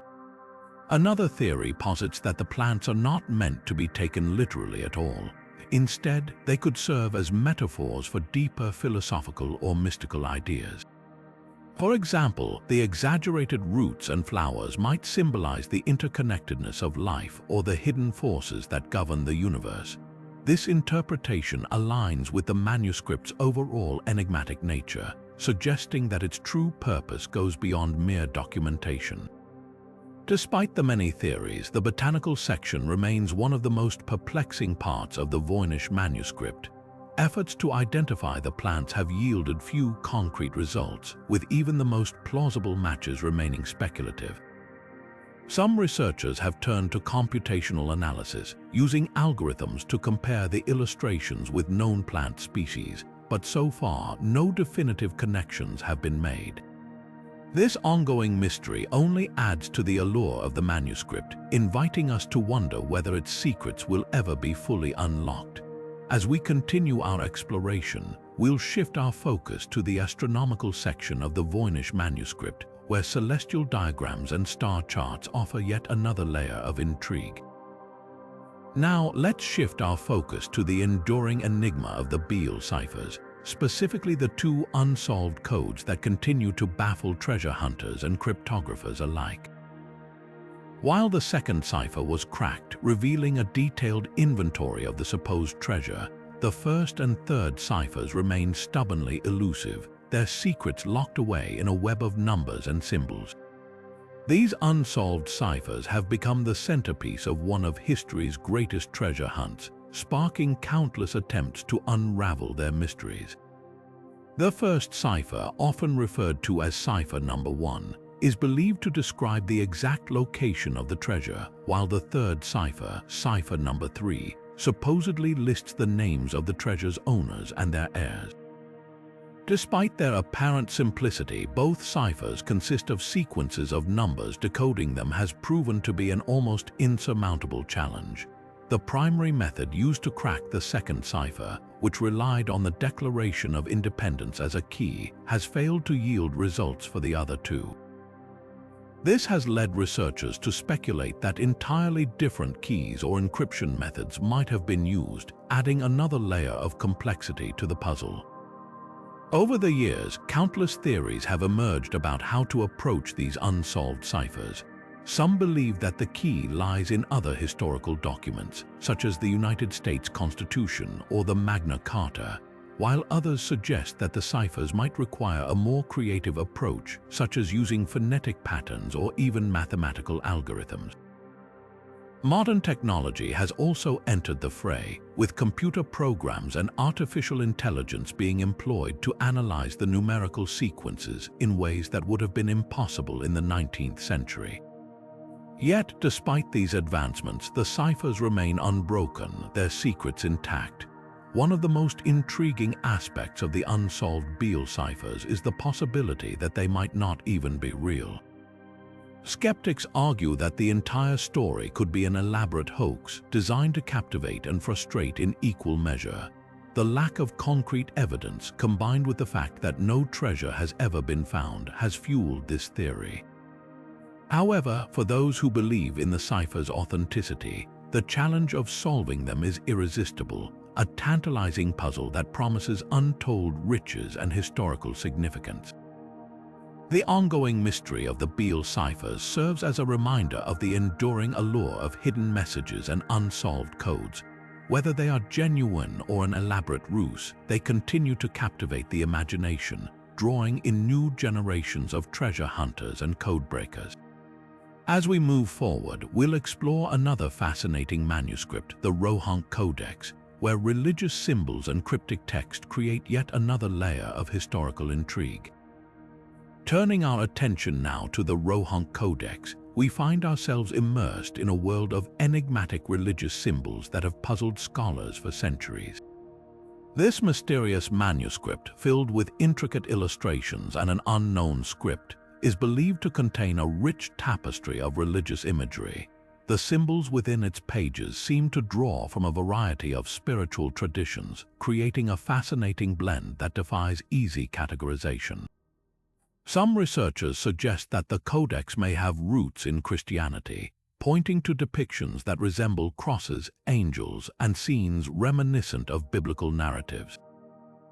Others, however, argue that the symbols bear a striking resemblance to Hindu iconography, with figures that echo deities like Vishnu or Shiva, and motifs that suggest themes of reincarnation and cosmic order. What makes the Rohonc Codex particularly intriguing is the possibility that it represents a unique fusion of religious traditions, perhaps created during a time of cultural exchange or syncretism. The presence of symbols that don't neatly align with any single religion has led to speculation that the manuscript could be a product of a multicultural community where different faiths coexisted and influenced one another. This theory is supported by the historical context of the region where the Codex is believed to have originated, an area that was a crossroads of cultures and religions. Despite the tantalizing clues, the religious symbols in the Rohonc Codex remain shrouded in mystery. Efforts to decode their meanings have been hampered by the lack of a clear key or reference point, leaving researchers to rely on comparative analysis with known religious art and text. Some have even proposed that the symbols might represent an entirely unique spiritual system, one that has been lost to history. This possibility adds another layer of intrigue to the Codex, making it not just a linguistic puzzle but also a window into a potentially forgotten worldview. As we continue to explore the Rohonc Codex, the religious symbols serve as a reminder of the profound ways in which art and spirituality intersect. Whether they reflect a blending of traditions or an entirely original belief system, these symbols invite us to ponder the universal human quest for meaning and connection. Next, we'll delve into the cryptographic challenges of the Rohonc Codex, examining the methods used to try to decode its text and why it remains one of history's most enduring mysteries.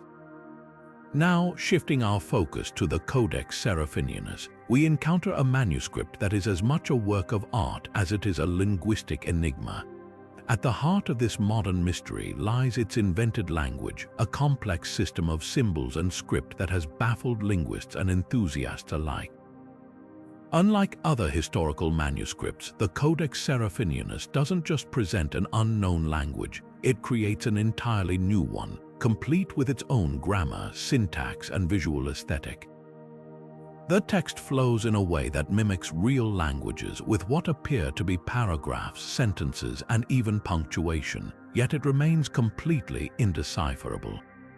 This deliberate construction has led many to wonder, is there a hidden meaning behind this invented language, or is it purely an artistic expression?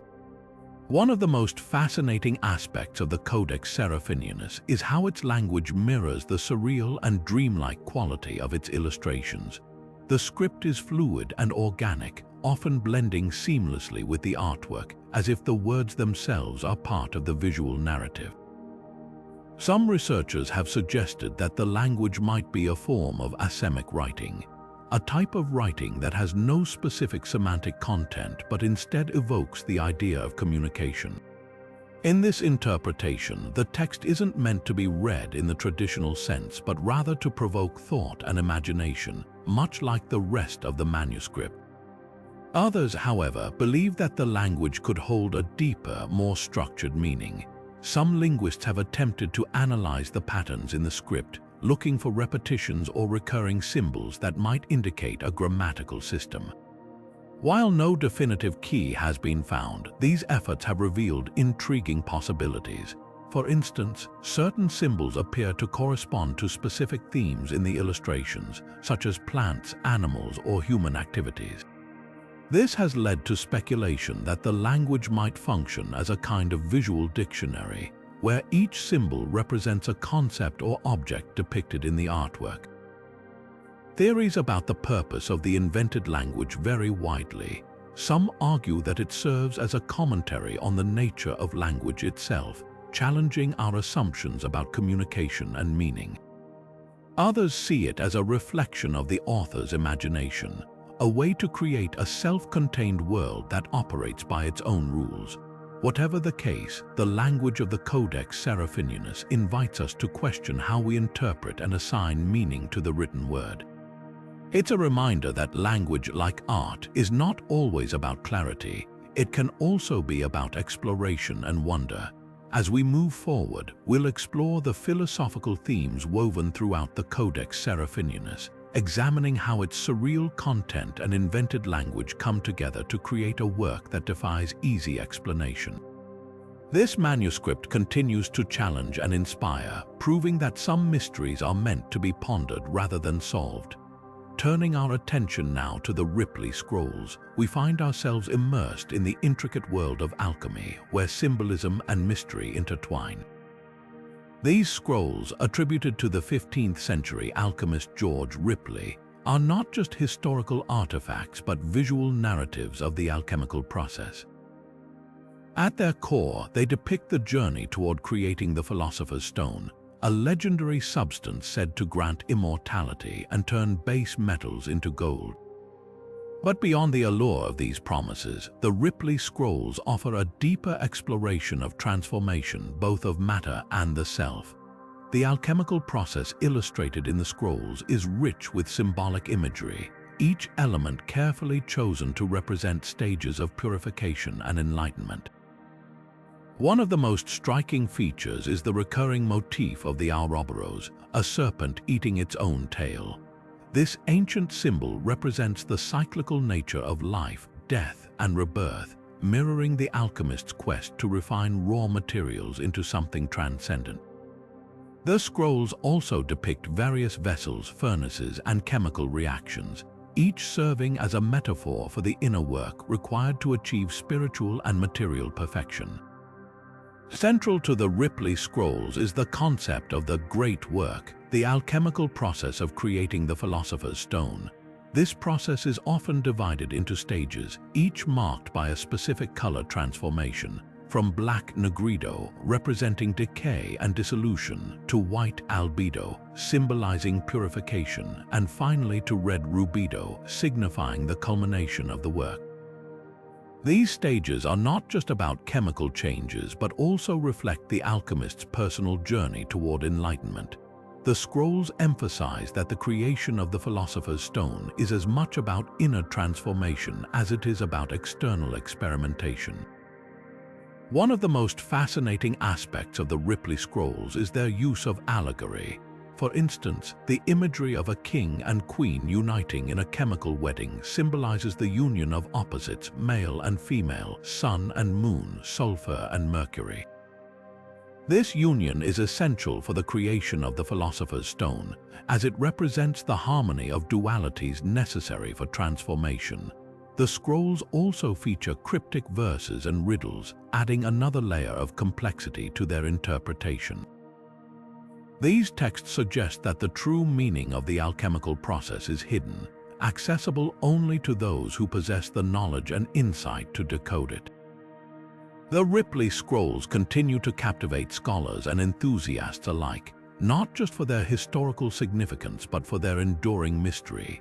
They challenge us to consider the relationship between science, art, and spirituality, reminding us that the pursuit of knowledge is often as much about the journey as it is about the destination. As we move forward, we'll explore how these scrolls influenced later alchemical traditions and why their symbolism still resonates today. The Ripley scrolls are a testament to the power of human curiosity and the timeless allure of the unknown. Now, shifting our focus to the Liber linteus, we encounter one of the most intriguing linguistic puzzles of the ancient world. This Etruscan manuscript, written on linen and preserved as a mummy wrapping, offers a rare glimpse into a language that has long baffled scholars. The Etruscan language, unlike Latin or Greek, does not belong to the Indo-European family, making it a linguistic outlier with no clear modern descendants. This isolation presents a significant challenge for translators, as there are few reference points to help decode its grammar and vocabulary. The Liber linteus is particularly fascinating because it is one of the longest surviving Etruscan texts, yet much of its content remains a mystery. The language's unique grammar, characterized by a complex system of suffixes and inflections, adds another layer of difficulty. Etruscan words often change form depending on their role in a sentence, a feature that requires meticulous analysis to understand. For example, the word for king might appear in several different forms depending on whether it is the subject, object, or possessive in a sentence. This complexity makes it challenging to reconstruct sentences with confidence. Another hurdle in translating the Liber linteus is the limited vocabulary that has been deciphered so far. While some Etruscan words have been identified through bilingual inscriptions or context, many remain unknown. This lack of a comprehensive lexicon means that even when scholars can parse the grammar, they often struggle to assign meaning to the words themselves. The text is filled with terms that appear nowhere else, leaving translators to rely on educated guesses based on context or comparison with other ancient languages. Despite these challenges, progress has been made in understanding the Liber linteus. Scholars have identified recurring phrases and patterns that suggest the text may be a religious or ritual document. Certain words appear frequently in contexts that imply they refer to gods, offerings, or ceremonies. This has led to the theory that the manuscript might be a liturgical calendar or a guide to religious practices, though this remains speculative. The Etruscan pantheon and their rituals are still poorly understood, adding another layer of intrigue to the text. The Liber linteus also raises questions about the cultural context of the Etruscan civilization. As one of the few surviving examples of their written language, it offers a rare window into their worldview and daily life. Yet, without a Rosetta Stone-like key to unlock its secrets, much of what the manuscript contains remains tantalizingly out of reach.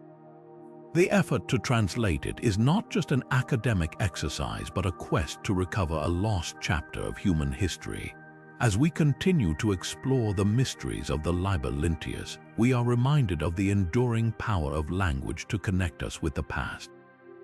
Each word deciphered brings us closer to understanding a civilization that once thrived in ancient Italy, yet whose voice has been largely silenced by time.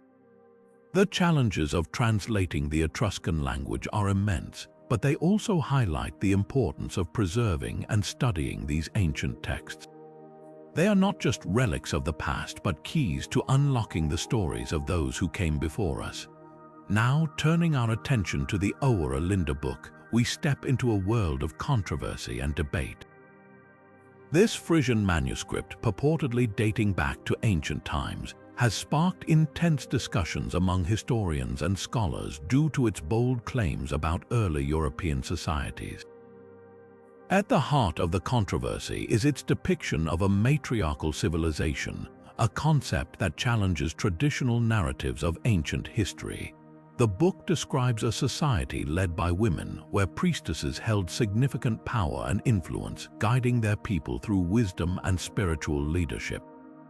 This portrayal stands in stark contrast to the patriarchal structures commonly associated with ancient cultures, making it a subject of fascination and skepticism. Critics of the Oera Linda book argue that its claims are too extraordinary to be taken at face value. They point to inconsistencies in the text, such as anachronistic language and references that seem out of place for the time period it claims to represent. Some scholars have even suggested that the manuscript might be a clever forgery, created in the 19th century to promote nationalist or feminist ideologies. The debate over its authenticity has only added to its mystique, as both sides present compelling arguments. Supporters of the book, however, argue that its unique perspective offers valuable insights into alternative social structures that may have existed in prehistory, even if the details are embellished or misunderstood. One of the most intriguing aspects of the Oera Linda book is its emphasis on the role of women in governance and spirituality. The text describes a society where women were not only leaders but also revered as keepers of sacred knowledge. This challenges the conventional view of ancient societies as male-dominated and raises questions about how history is recorded and interpreted. Could there have been matriarchal societies that were later erased or overshadowed by patriarchal narratives? The Oera Linda book invites us to reconsider the possibilities, even as its claims remain hotly contested. The cultural impact of the Oera Linda book cannot be overlooked. Over the years, it has inspired various movements, from feminist reinterpretations of history to nationalist efforts to reclaim a distinct Frisian identity. Its influence extends beyond academia, shaping how people think about gender roles, power dynamics, and the origins of European civilization. Yet, its controversial nature ensures that it remains a topic of lively discussion, with each new generation of scholars and enthusiasts bringing fresh perspectives to the debate. As we reflect on the Oera Linda book, we are reminded of the power of historical texts to challenge our assumptions and spark new ways of thinking. Whether it is an authentic relic of the past or a modern creation with a hidden agenda, its portrayal of a matriarchal society continues to captivate and provoke. The questions it raises about gender, power, and the writing of history are as relevant today as they were when the manuscript first came to light. And so, the Oera Linda book remains a fascinating enigma, inviting us to explore the boundaries between myth, history, and the stories we tell about ourselves. Now, shifting our focus to the Sibylline books, we delve into the fragments that have survived the passage of time. These ancient Roman prophetic texts, once considered sacred and consulted in times of crisis, were believed to hold the key to the fate of Rome itself. Though the original books were destroyed in a fire, fragments and references to their content have been preserved in other works, offering us a glimpse into their profound influence on Roman religion and politics. The surviving fragments reveal a collection of cryptic prophecies and divine warnings, often written in a poetic and enigmatic style. These texts were thought to be the words of the Sibyls, prophetesses who served as intermediaries between the gods and humanity. The prophecies covered a wide range of topics, from natural disasters and military defeats to the rise and fall of empires. Their ambiguous nature allowed Roman leaders to interpret them in ways that suited their political agendas, making the Sibylline books a powerful tool for shaping public opinion and decision-making. One of the most significant roles of the Sibylline books was their use in guiding religious rituals and state policies. When Rome faced crises such as plagues, famines, or military threats, the Senate would consult the books for divine guidance. The prescribed remedies often involved elaborate ceremonies, the introduction of new gods into the Roman pantheon, or the construction of temples. For example, during the Second Punic War, the books were consulted, leading to the adoption of the cult of Cybele, the Great Mother, as a means of securing divine favor. The influence of the Sibylline books extended beyond religion into the realm of politics. Their prophecies were sometimes used to justify major decisions, such as declaring war or making alliances. The authority of the books was so great that their interpretations could sway public sentiment and legitimize the actions of leaders. This intertwining of religion and politics highlights the central role that these texts played in maintaining the stability and identity of the Roman state. Despite their destruction, the legacy of the Sibylline books endured. Later writers such as Virgil and Ovid drew inspiration from their themes, weaving Sibylline prophecies into their own works. The concept of the Sibyls as divine messengers also influenced early Christian thought, with some Christian authors reinterpreting their prophecies as foreshadowing the coming of Christ. As we examine the surviving fragments of the Sibylline books, we are reminded of their enduring impact on Roman culture and beyond. These texts were more than just collections of prophecies. They were a reflection of the hopes, fears, and aspirations of an entire civilization. Their ability to shape religious practices, political decisions, and literary traditions underscores their significance as a cornerstone of ancient Roman life. And so, the Sibylline books continue to captivate us, offering a window into the spiritual and political world of one of history's greatest empires. Now, turning our attention to the Emerald Tablet, we uncover the alchemical principles that have fascinated scholars and practitioners for centuries. This cryptic text, attributed to the legendary Hermes Trismegistus, is often considered the foundation of Western alchemy.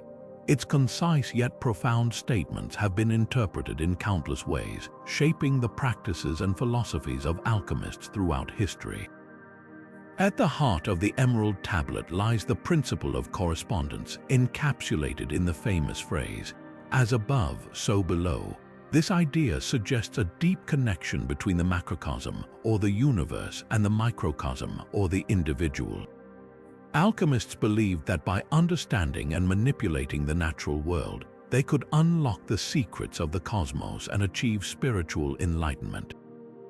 This principle became a cornerstone of alchemical thought, influencing not only the pursuit of the philosopher's stone, but also the broader quest for knowledge and transformation. The Emerald Tablet also emphasizes the concept of unity and the interconnectedness of all things. It describes a process of purification and refinement where base materials are transformed into their highest forms. This metaphorical journey mirrors the alchemists' own spiritual evolution as they sought to transcend their limitations and achieve a state of perfection. The text's emphasis on transformation resonated deeply with later alchemists, who saw in it a blueprint for both material and spiritual alchemy. One of the most notable figures influenced by the Emerald Tablet was Isaac Newton. While Newton is best known for his contributions to physics and mathematics, he was also deeply engaged in the study of alchemy. Newton's extensive notes reveal his fascination with the Emerald Tablet and its teachings. He believed that the text contained hidden truths about the nature of matter and the universe, and he spent years attempting to decode its mysteries. Newton's alchemical pursuits were not separate from his scientific work, but rather an integral part of his broader quest to understand the fundamental laws of existence. The influence of the Emerald Tablet extended beyond Newton to other prominent alchemists and thinkers. Its principles inspired the works of Paracelsus, a Renaissance physician and alchemist who sought to integrate alchemical knowledge with medicine. Similarly, the tablet's ideas found their way into the writings of Carl Jung, who interpreted its symbolism as a representation of the human psyche and the process of individuation. As we explore the alchemical principles of the Emerald Tablet, we see how this ancient text has shaped the intellectual and spiritual pursuits of countless individuals. Its enduring appeal lies in its ability to convey profound truths in a few enigmatic lines, inviting each generation to interpret its wisdom anew. Whether viewed as a guide to material transformation or a map of the soul's journey, the Emerald Tablet remains a testament to the timeless quest for understanding and enlightenment. And so, its legacy continues to inspire, bridging the gap between the ancient and the modern, the material and the spiritual. Now, shifting our focus to the Gospel of Judas, we delve into its Gnostic teachings and the profound theological implications they carry. This ancient text, discovered in the 1970s and later translated, offers a strikingly different perspective on the relationship between Jesus and Judas Iscariot. Unlike the traditional narrative that casts Judas as a betrayer, the Gospel of Judas portrays him as a key figure in fulfilling a divine plan, chosen by Jesus himself to play a pivotal role. At the core of the Gospel of Judas is the Gnostic belief in secret knowledge, or gnosis, as the path to salvation. Gnostics believed that the material world was flawed and created by a lesser, imperfect deity, while the true, transcendent God existed beyond it. In this text, Jesus shares esoteric teachings with Judas, revealing the mysteries of the divine realm and the nature of existence. Judas is depicted not as a traitor, but as the disciple who understands and accepts this higher truth, even when it means carrying out a difficult task. The portrayal of Jesus in the Gospel of Judas is also distinct. Here, he is a teacher of hidden wisdom, often laughing at the other disciples for their lack of understanding. His laughter underscores the Gnostic view that the material world and its concerns are illusory, and true enlightenment comes from transcending them. This perspective challenges conventional Christian teachings, emphasizing spiritual insight over physical actions or rituals. The theological implications of the Gospel of Judas are profound. By presenting Judas as a willing participant in a divine plan, the text reinterprets the concept of betrayal.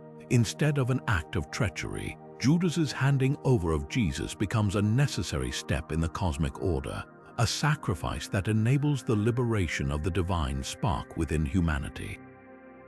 This interpretation aligns with Gnostic ideas of liberation from the material world and union with the divine. The Gospel of Judas also raises questions about the nature of good and evil. In the Gnostic framework, what appears as evil in the material world may serve a higher purpose in the spiritual realm. This duality challenges traditional moral binaries and invites readers to reconsider the roles of key biblical figures. For Gnostics, Judas's actions were not sinful but part of a greater, incomprehensible divine plan. The discovery of the Gospel of Judas has sparked significant debate among scholars and theologians. Some view it as a valuable alternative perspective on early Christian thought, while others see it as a heretical departure from orthodox teachings. Regardless of one's stance, the text offers a fascinating glimpse into the diversity of early Christian beliefs and the complex ways in which different groups interpreted the life and teachings of Jesus. As we explore the Gnostic teachings in the Gospel of Judas, we are reminded of the rich tapestry of early Christian literature and the many ways in which these texts challenge and expand our understanding of faith. The Gospel of Judas invites us to question long-held assumptions and consider the possibility of deeper, hidden truths. Its portrayal of Jesus and Judas continues to provoke thought and inspire discussion, making it a compelling piece of the historical and theological puzzle. And with that, we move forward to uncover more hidden messages in the next chapter of our journey. Turning our attention now to the Dead Sea Scrolls, we focus on one of its most intriguing documents, the Community Rule Scroll. This ancient text provides a rare window into the daily lives, practices, and beliefs of the Qumran community, a group of Jewish ascetics who lived near the Dead Sea over 2,000 years ago. The Community Rule, also known as the Manual of Discipline, outlines the strict guidelines that govern their way of life, offering us a glimpse into their spiritual and communal ideals. At the heart of the Community Rule is the concept of purity and separation. The Qumran community saw themselves as the sons of light, set apart from the corrupt world they believed was dominated by the sons of darkness. This dualistic worldview shaped every aspect of their existence, from their rituals to their social structure. The scroll details the rigorous process of initiation for new members, which included a probationary period and a series of oaths to uphold the community's values. Only those who demonstrated unwavering commitment were granted full membership, reflecting the group's emphasis on spiritual discipline and moral integrity. The Community Rule also sheds light on the Qumran community's unique interpretation of Jewish law. They believed they were the true inheritors of God's covenant, and their strict adherence to the Torah was seen as a way to prepare for the coming of the Messiah. The scroll includes instructions for communal meals, prayers, and rituals, all of which were conducted with meticulous care to maintain ritual purity. These practices were not just about following rules, but were seen as acts of devotion that brought them closer to God. One of the most striking aspects of the Community Rule is its emphasis on humility and self-examination. Members were required to regularly confess their sins and seek forgiveness, both from God and from their fellow community members. This practice fostered a culture of accountability and mutual support, reinforcing the idea that spiritual growth was a collective endeavor. The scroll also contains hymns and prayers that express the community's deep yearning for divine guidance and redemption, revealing the emotional and spiritual depth of their faith. The Qumran community's beliefs were deeply eschatological, meaning they were focused on the end times.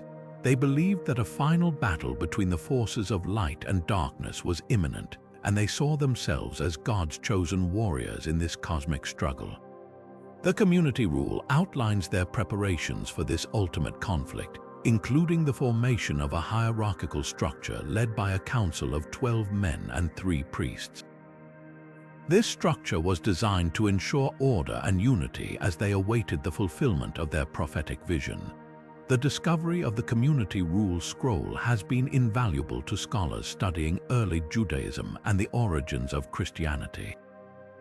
It provides a unique perspective on the diversity of Jewish thought during the Second Temple period and highlights the ways in which different groups interpreted their faith in response to the challenges of their time.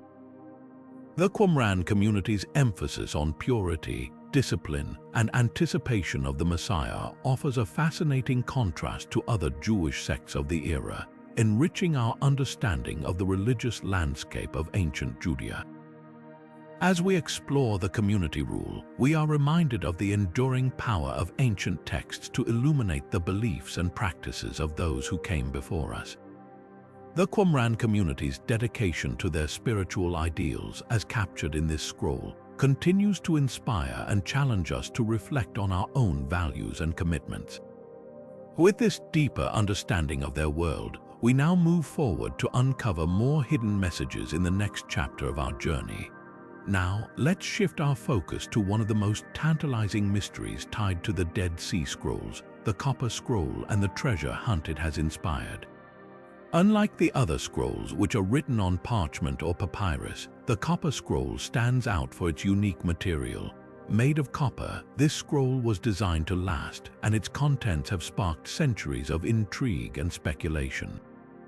The scroll lists over 60 locations where vast amounts of gold, silver, and precious artifacts are said to be hidden.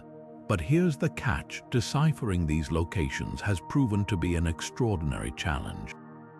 The Copper Scroll's treasure map is anything but straightforward. The descriptions of the hiding places are cryptic, often referencing landmarks or structures that no longer exist or have yet to be identified. For example, one entry mentions a treasure buried near a ruin in the valley of Achor, but pinpointing this exact location has eluded scholars and treasure hunters alike. The scroll's language is also unique, blending Hebrew with Greek and Aramaic influences, adding another layer of complexity to the decoding process. This linguistic puzzle has led some to believe that the scroll was written by someone outside the Qumran community, possibly a Roman or a local official with knowledge of hidden wealth. Theories about the origins of the treasure are as varied as they are fascinating. Some believe the treasures listed in the Copper Scroll were part of the temple treasury in Jerusalem, hidden away to protect them from Roman invaders during the First Jewish Revolt. Others suggest the treasures could have belonged to the Qumran community itself, accumulated over years of donations or trade. There's even a theory that the scroll is a clever hoax designed to mislead or distract. Yet, the sheer specificity of the descriptions and the effort taken to inscribe them on copper lend credibility to the idea that the treasures are real. The hunt for these treasures has taken adventurers and archaeologists across the rugged terrain of the Judean desert and beyond. Modern technology, such as ground-penetrating radar and satellite imaging, has been employed to search for clues, but the harsh environment and the passage of time have made the task incredibly difficult. Some expeditions have claimed to find traces of the treasures, but none have been definitively linked to the Copper Scroll's descriptions. The challenges are immense: shifting landscapes, natural erosion, and the possibility that the treasures were looted long ago all add to the mystery. Despite the obstacles, the allure of the Copper Scroll's treasure continues to captivate. It's not just about the potential wealth, it's about the thrill of solving a puzzle that has baffled experts for centuries. Each new theory or discovery brings us a step closer to understanding the scroll's secrets, even if the treasures themselves remain elusive. The Copper Scroll reminds us that history is full of hidden stories waiting to be uncovered, and sometimes the journey of discovery is just as valuable as the treasure itself. As we reflect on the enduring mystery of the Copper Scroll, we're reminded of the power of ancient texts to ignite our imagination and drive us to explore the unknown. The hunt for its treasures is far from over, and who knows what future discoveries might reveal. With this in mind, let's continue our journey into the next chapter of hidden messages, where more secrets of the past await. Now, let's turn our attention to another masterpiece of hidden messages, the Book of Kells. This illuminated manuscript, created around the year 800, is not only a stunning example of medieval artistry, but also a treasure trove of hidden symbols waiting to be deciphered. As we explore its intricate pages, we'll uncover the meanings behind these symbols and their deep connection to Celtic art and spirituality. The Book of Kells is renowned for its elaborate decorations, with every page bursting with vibrant colors and intricate patterns. But beyond its beauty lies a layer of symbolism that speaks to the beliefs and traditions of the Celtic world.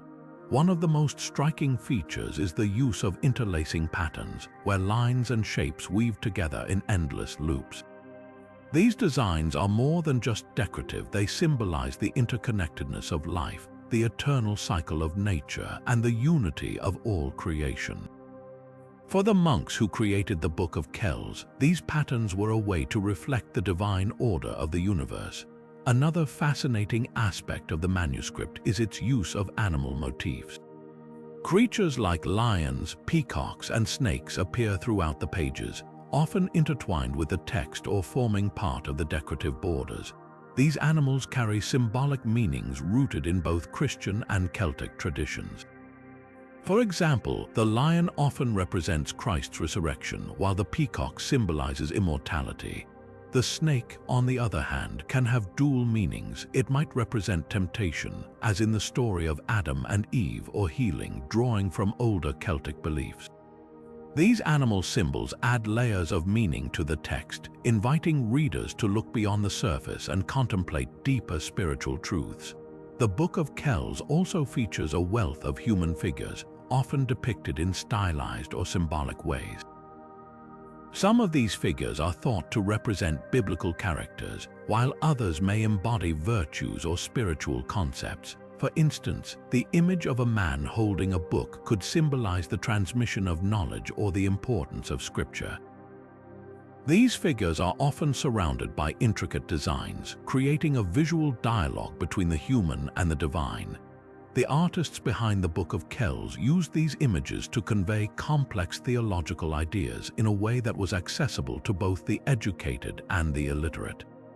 One of the most intriguing elements of the Book of Kells is its use of hidden faces and figures. If you look closely at the margins and borders, you'll notice tiny faces peeking out from the patterns. These hidden images are thought to serve as reminders of the presence of the divine in everyday life. They encourage viewers to look closely and reflect on the spiritual messages embedded in the artwork. Some scholars believe these hidden faces may also represent the idea that God's presence is everywhere, even in the smallest details of creation. The connection between the Book of Kells and Celtic art is undeniable. The manuscript's intricate designs and symbolic imagery draw heavily from the artistic traditions of the Celtic people, who valued patterns, symmetry, and the interplay of light and dark. The use of spirals, knots, and crosses in the Book of Kells reflects the same aesthetic principles found in ancient Celtic stone carvings and metalwork. This blending of Christian and Celtic elements creates a unique visual language that speaks to the cultural and spiritual identity of early medieval Ireland. As we delve into the hidden symbols of the Book of Kells, we're reminded of the power of art to convey profound ideas and connect us to the past. Each symbol, each intricate design, tells a story of faith, creativity, and the enduring human desire to find meaning in the world around us. The Book of Kells is more than just a manuscript. It's a window into the minds and hearts of the people who created it, and a testament to the timeless beauty of hidden messages.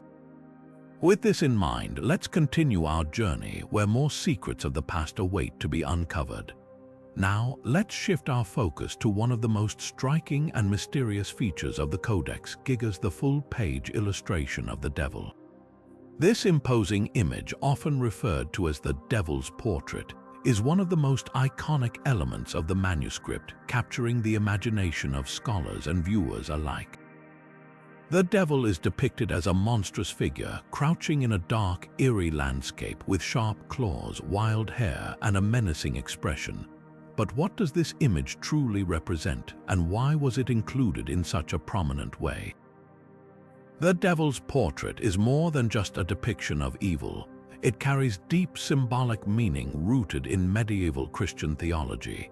In the context of the Codex Gigas, the devil serves as a stark reminder of the eternal struggle between good and evil, a central theme in Christian teachings. His placement in the manuscript is deliberate, positioned opposite a full-page illustration of the heavenly city, creating a visual contrast between salvation and damnation. This duality reflects the medieval worldview, where the battle between light and darkness was a constant spiritual reality. The legend surrounding the creation of the Codex Gigas adds another layer of intrigue to the Devil's Portrait. According to folklore, the manuscript was written by a monk who had made a pact with the devil.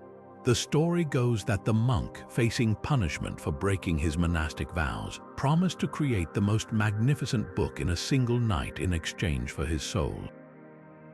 With the devil's help, the monk completed the manuscript, but the Devil's Portrait was included as a reminder of the pact. While this tale is likely more myth than fact, it highlights the manuscript's reputation as a work of both divine and diabolical inspiration. The artistic style of the Devil's Portrait is also worth noting. The figure is rendered with incredible detail, from the texture of his skin to the intricate patterns of his clothing. This level of craftsmanship suggests that the artist intended the image to be both awe-inspiring and terrifying, evoking a sense of reverence and fear in equal measure.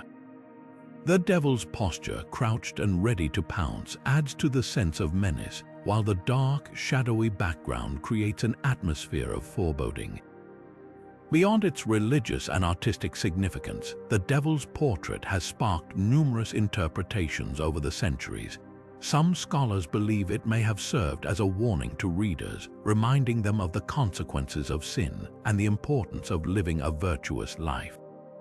Others suggest it could represent the internal struggles of the human soul, grappling with temptation and the desire for redemption.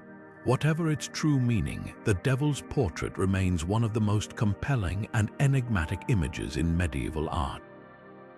As we examine this powerful illustration, we're reminded of the Codex Gigas' dual nature, a work of both profound spirituality and unsettling mystery. The Devil's Portrait is not just a depiction of evil, it's a reflection of the fears, beliefs, and artistic genius of the medieval world. With this in mind, let's continue our exploration, where more secrets of the Codex Gigas await to be revealed. Now, let's turn our attention to another fascinating aspect of the Dresden Codex, the Mayan calendar. This ancient manuscript is not only a treasure trove of astronomical knowledge, but also a testament to the Mayan civilization's remarkable understanding of time and celestial cycles. The calendar system within the Dresden Codex is one of the most precise and sophisticated ever created, offering insights into how the Maya viewed the cosmos and their place within it. The Mayan calendar, as depicted in the Dresden Codex, is a complex interweaving of multiple cycles. The most well-known of these is the long count, which tracks vast periods of time, but the manuscript also details the Tzolk'in, a 260-day ritual calendar, and the Hob, a 365-day solar calendar. Together, these cycles form a harmonious system that guided everything from agricultural practices to religious ceremonies. The accuracy of these calendars is astounding, especially considering they were developed without the advanced tools we have today. For instance, the Hob aligns closely with the solar year, deviating by less than a day over centuries. One of the most striking features of the Dresden Codex is its detailed astronomical tables, which predict celestial events with remarkable precision. These tables include calculations for the movements of Venus, eclipses, and even the cycles of the moon.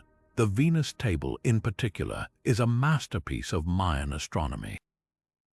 It accurately tracks the planet's appearances and disappearances over a period of 584 days, a cycle that was crucial for both religious and agricultural purposes. The Maya believed Venus was associated with warfare and used its movements to time military campaigns and rituals. The role of the Mayan calendar extended far beyond mere timekeeping. It was deeply intertwined with their cosmology and spirituality. Each day in the Tzolk'in, for example, was associated with a specific deity and carried its own spiritual significance. This connection between time and the divine reflects the Maya's belief in a universe governed by cyclical patterns, where celestial events were seen as manifestations of the god's will. The Dresden Codex, with its intricate charts and symbols, served as a guide for priests and rulers to interpret these divine messages and make decisions accordingly. What makes the Dresden Codex even more remarkable is its preservation of this knowledge through centuries. Despite the challenges of time and the elements, the manuscript has survived as a testament to the Mayan civilization's intellectual achievements. Its pages not only reveal the technical prowess of Mayan astronomers, but also offer a glimpse into their worldview, where science and spirituality were seamlessly intertwined. As we explore the Mayan calendar in the Dresden Codex, we're reminded of the ingenuity and depth of understanding possessed by this ancient civilization.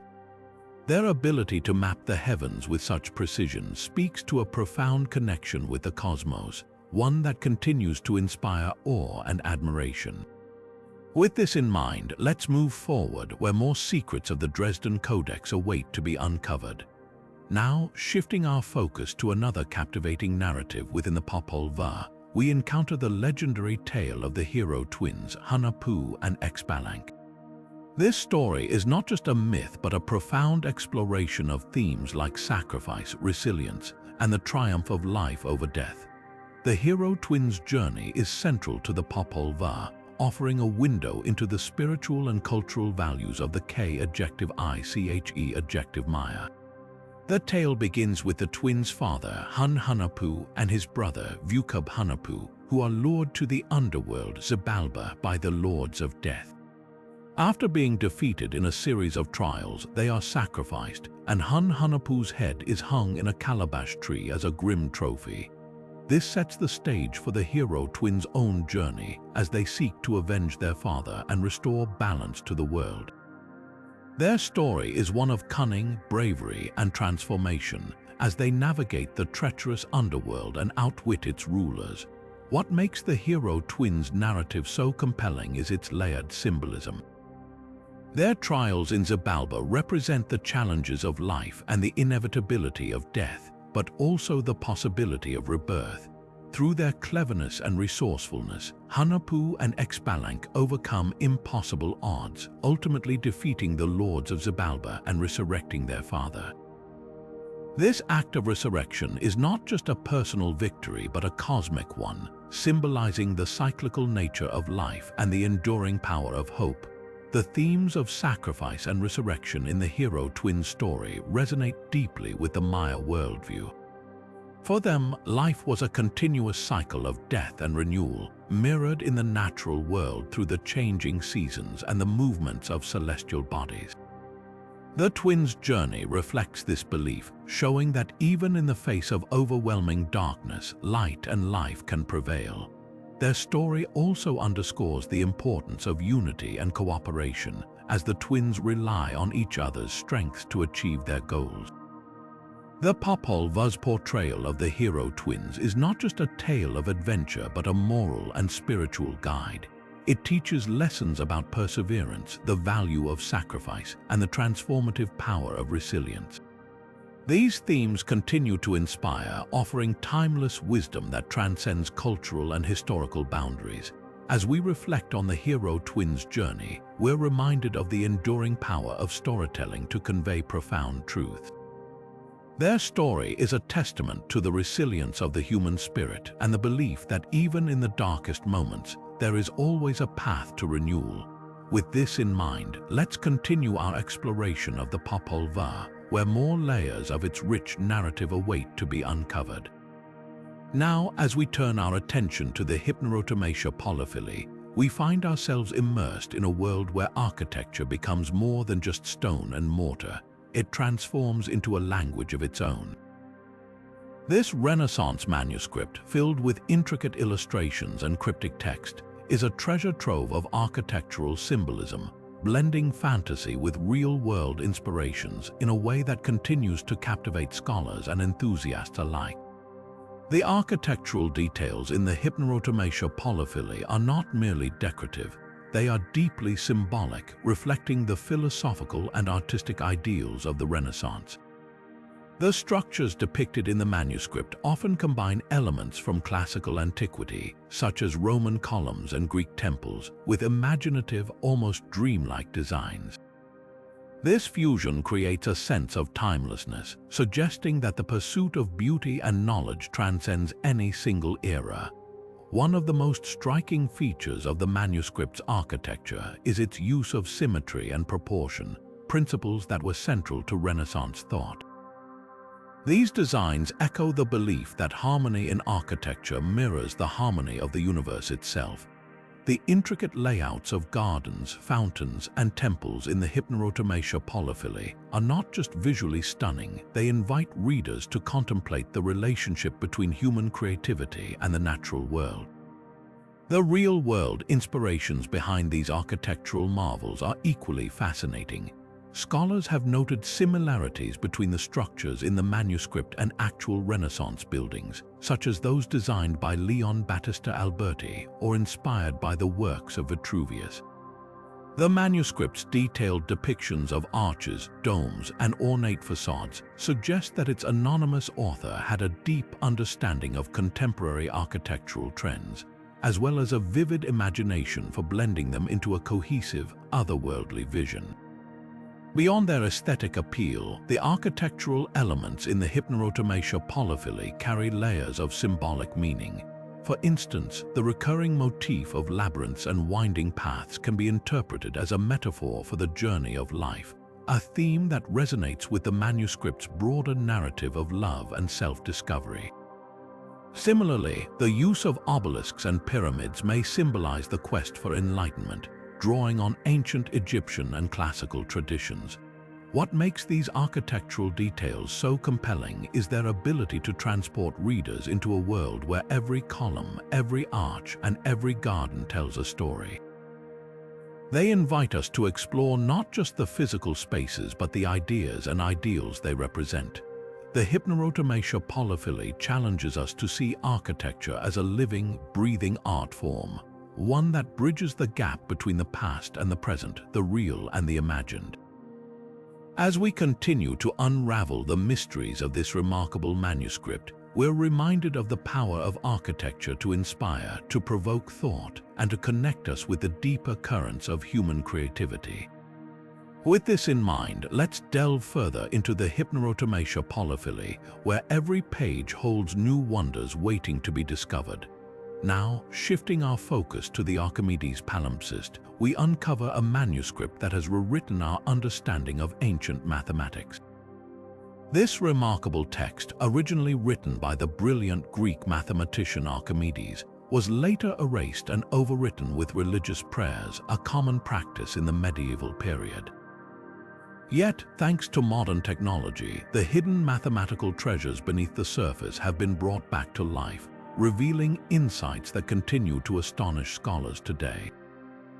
The Archimedes Palimpsest contains some of the earliest known works on calculus, predating its formal development by centuries.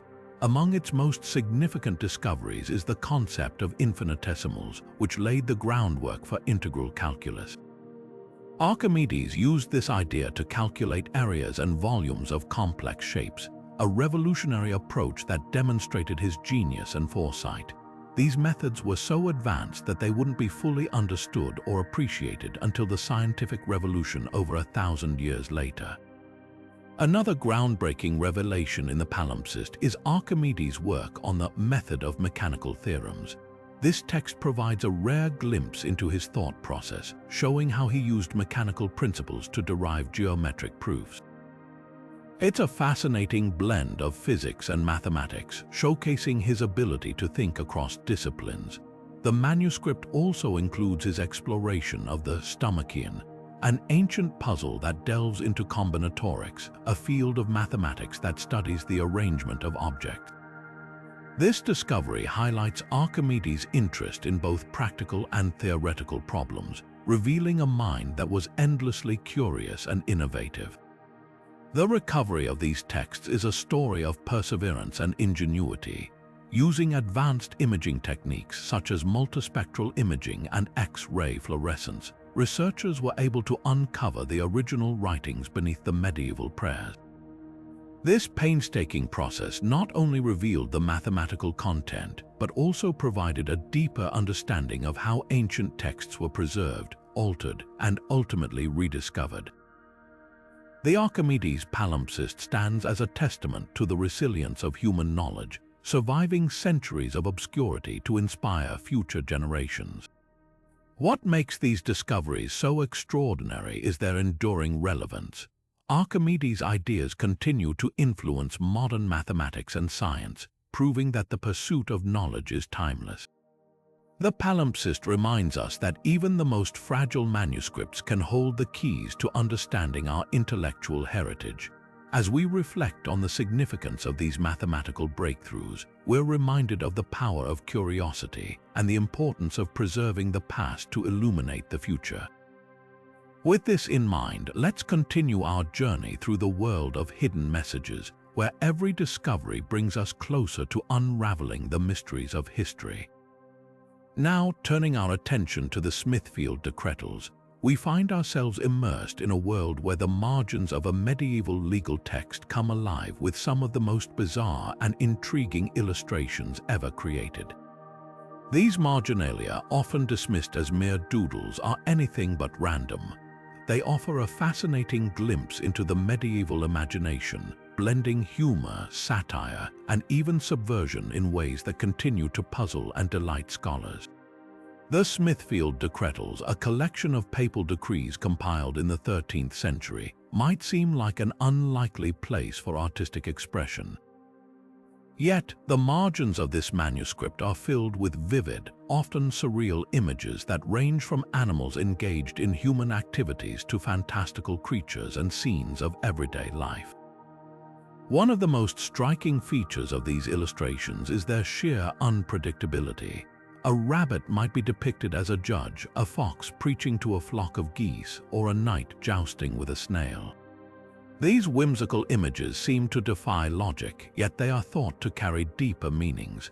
One theory suggests that these marginalia served as a form of social commentary, using humor and absurdity to critique the powerful institutions of the time. For instance, the image of a fox preaching could be a sly jab at corrupt clergy, while the snail jousting with a knight might symbolize the futility of certain social hierarchies. Another interpretation posits that these illustrations were meant to entertain the scribes and readers, providing a much-needed break from the dense legal text. After all, even medieval scholars needed a bit of levity in their work. Some scholars argue that the marginalia reflect the medieval fascination with the natural world and the supernatural. The inclusion of hybrid creatures such as half-human, half-animal figures might represent the blending of earthly and divine realms.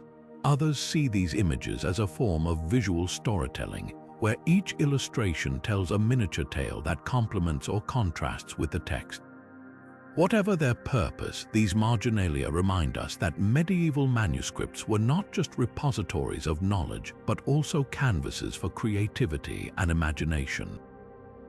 Theories about the marginalia also touch on their possible connection to folklore and oral traditions. Many of the scenes depicted in the margins resemble stories and fables that were popular in medieval Europe. For example, the recurring motif of animals behaving like humans echoes the tradition of animal fables, which were used to teach moral lessons. This suggests that the illustrations might have served as a bridge between the written and oral cultures of the time, making the legal text more relatable and memorable. What makes the Smithfield Decretals truly remarkable is the way these marginalia challenge our assumptions about medieval art and literature. Far from being mere decorations, they invite us to question the boundaries between the serious and the playful, the sacred and the profane. They remind us that even in the most formal of texts, there is room for creativity, humor, and even rebellion.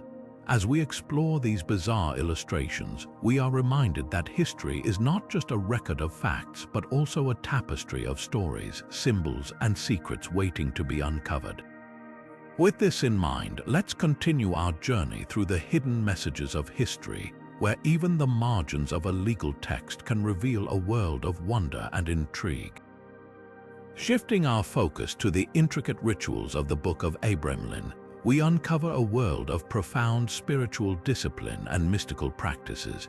This medieval grimoire, attributed to Abraham of Worms, outlines a rigorous 18-month process designed to achieve communication with one's holy guardian angel. The rituals are not for the faint of heart, requiring unwavering dedication, strict adherence to moral conduct, and a series of daily prayers and invocations. What sets the Book of Abramelin apart is its emphasis on personal transformation, blending elements of Kabbalistic mysticism with practical magic. The rituals begin with a period of purification, where the practitioner must live in seclusion, free from distractions and temptations.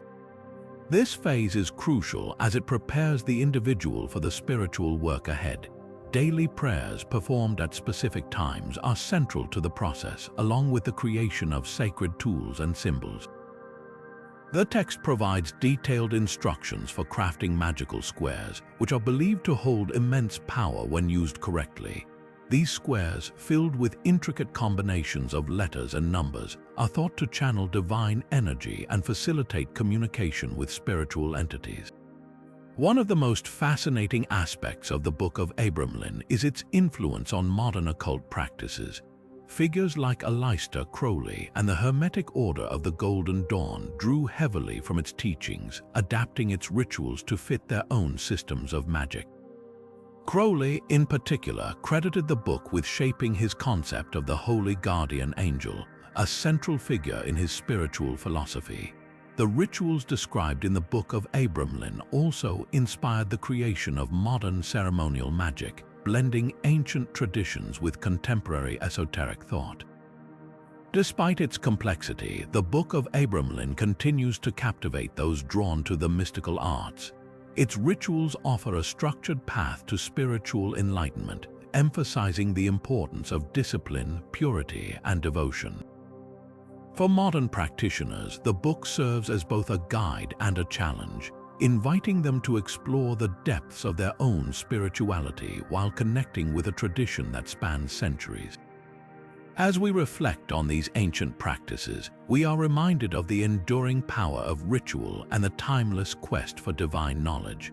With this exploration of the Book of Abramelin's rituals, we move closer to unraveling the mysteries of historical manuscripts, where each page holds the potential to transform not only the mind but also the soul. Now, let's turn our attention to the astrological magic of the Pacatrix, a fascinating manuscript that bridges the worlds of ancient wisdom and Renaissance mysticism. This 11th century Arabic text, later translated into Latin, is a treasure trove of astrological knowledge, blending celestial influences with magical practices. At its core, the Pacatrix teaches how to harness the power of the stars and planets to achieve specific outcomes, whether for personal transformation, protection, or even material gain.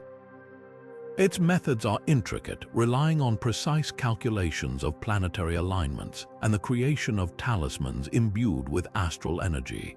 One of the key features of the Pacatrix is its detailed instructions for crafting talismans. These objects, often made of metals or stones corresponding to specific planets, are designed to capture and amplify the energies of the cosmos. For example, a talisman created under the influence of Venus might be used to attract love or harmony, while one aligned with Mars could enhance courage or strength. The text provides exact timings for these rituals, emphasizing the importance of performing them during astrologically favorable moments, such as when a planet is in its ruling sign or during a full moon. This attention to detail reflects the belief that the universe operates in harmony, and by aligning with its rhythms, one can tap into its hidden powers. The Picatrix also delves into the concept of planetary spirits, entities believed to govern the forces of each celestial body. Practitioners are instructed to invoke these spirits through elaborate rituals, combining prayers, incense, and symbolic gestures. These invocations are not merely symbolic, but are seen as a way to establish a direct connection with the divine forces of the cosmos. The text's approach to magic is deeply rooted in the idea that the material and spiritual worlds are interconnected, and by understanding this relationship, one can influence both realms. The influence of the Picatrix on Renaissance magic cannot be overstated. During this period, scholars and magicians sought to revive ancient knowledge, and the Picatrix became a cornerstone of their work. Figures like Marsilio Ficino and Giovanni Pico della Mirandola drew heavily from its teachings, integrating its astrological magic into their own philosophical systems. The text's emphasis on the harmony between the heavens and the earth resonated deeply with Renaissance thinkers, who saw it as a way to unlock the secrets of creation and achieve a deeper understanding of the divine. What makes the Picatrix particularly intriguing is its blend of practicality and mysticism. While it offers concrete methods for achieving specific goals, it also encourages a deeper exploration of the self and the universe. Its rituals are not just about external results, but also about inner transformation, aligning the practitioner's spirit with the cosmic order. This dual focus makes the Picatrix a timeless guide, offering insights that remain relevant even today. As we explore the astrological magic of the Picatrix, we are reminded of the enduring allure of the stars and their power to inspire both wonder and wisdom. This manuscript stands as a testament to humanity's quest to understand the mysteries of the cosmos and our place within it.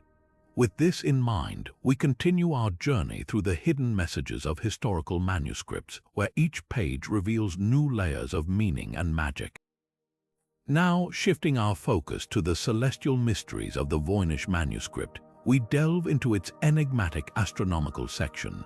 This part of the manuscript has long puzzled scholars, as it features intricate diagrams of stars, constellations, and what appear to be celestial maps.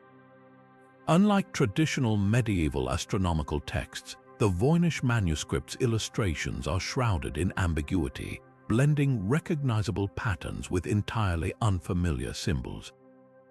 Some researchers suggest that these diagrams might represent a unique cosmological system, one that diverges from the Ptolemaic model widely accepted in medieval Europe. One of the most striking features of this section is its circular diagrams, often filled with clusters of stars and radiating lines. These have been interpreted as possible representations of celestial events, such as eclipses or planetary alignments. However, the lack of clear labels or accompanying text makes it difficult to confirm these theories. Some experts propose that the diagrams could be symbolic rather than literal, perhaps reflecting a philosophical or spiritual understanding of the cosmos rather than a scientific one. This ambiguity only adds to the manuscript's allure, inviting endless speculation about its true purpose. Another intriguing aspect is the presence of what seem to be zodiacal symbols, though they are rendered in a style that defies easy categorization. These symbols are interspersed with human figures, plants, and other organic forms, creating a visual tapestry that blurs the line between astronomy and art. This fusion of elements suggests that the manuscript's creators may have viewed the heavens not just as a realm of scientific inquiry, but as a source of artistic and spiritual inspiration. The interplay between the celestial and the terrestrial in these illustrations hints at a world where the boundaries between the two are fluid and interconnected. The astronomical section also raises questions about the manuscript's origins and influences. Could it reflect knowledge from a culture or tradition outside the mainstream of medieval European astronomy? Some researchers have pointed to similarities with Islamic or Byzantine celestial charts, while others speculate about connections to earlier, lost civilizations. The possibility that the Voynich Manuscript contains a blend of diverse astronomical traditions only deepens its mystery, offering a tantalizing glimpse into the exchange of ideas across cultures and time periods. Despite the challenges of interpreting this section, its significance cannot be overstated.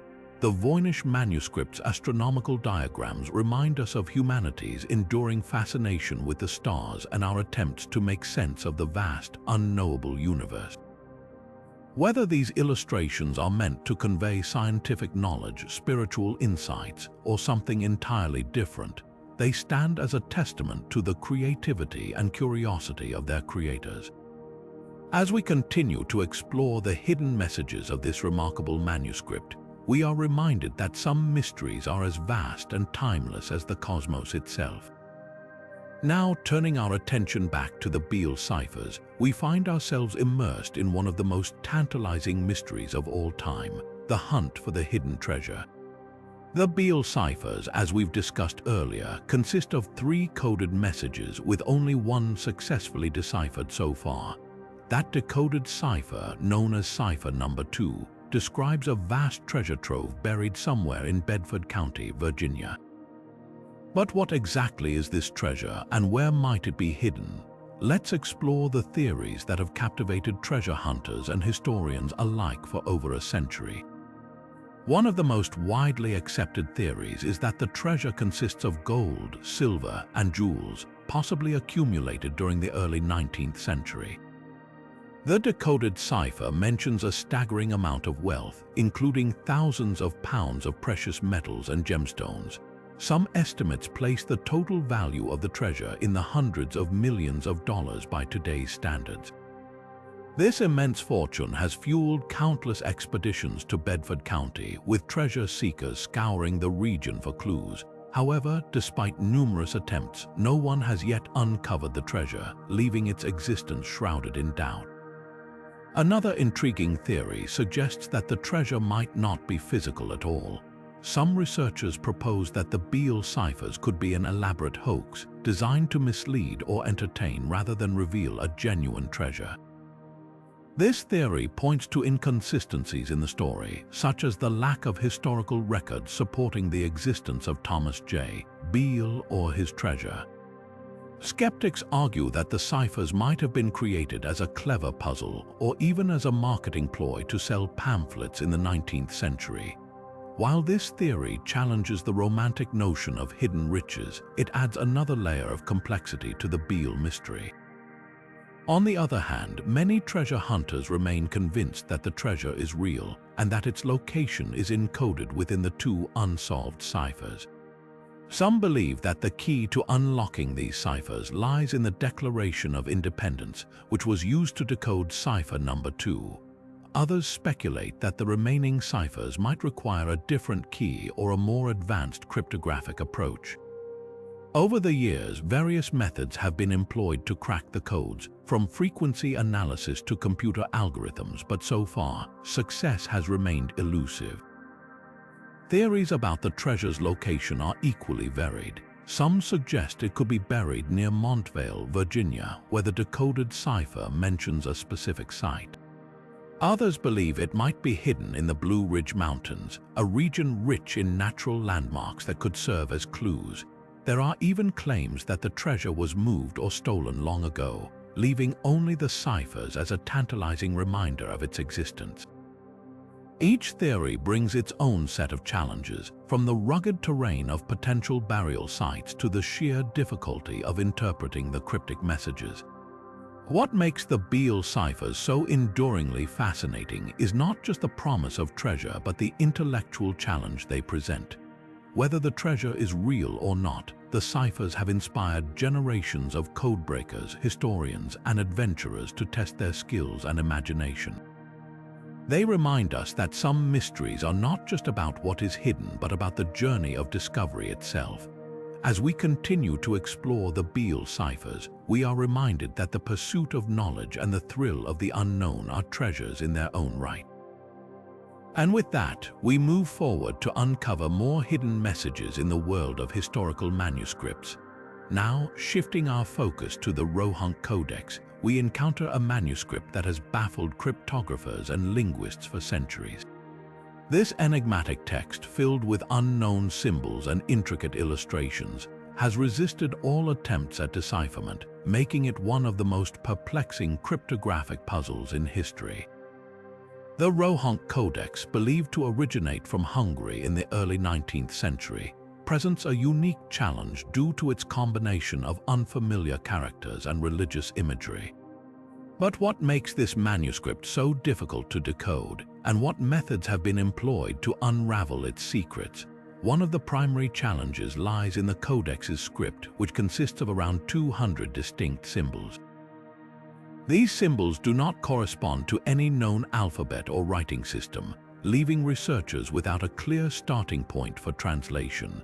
Some scholars have speculated that the symbols might represent a form of shorthand or an invented language, while others suggest they could be a cipher based on a known language.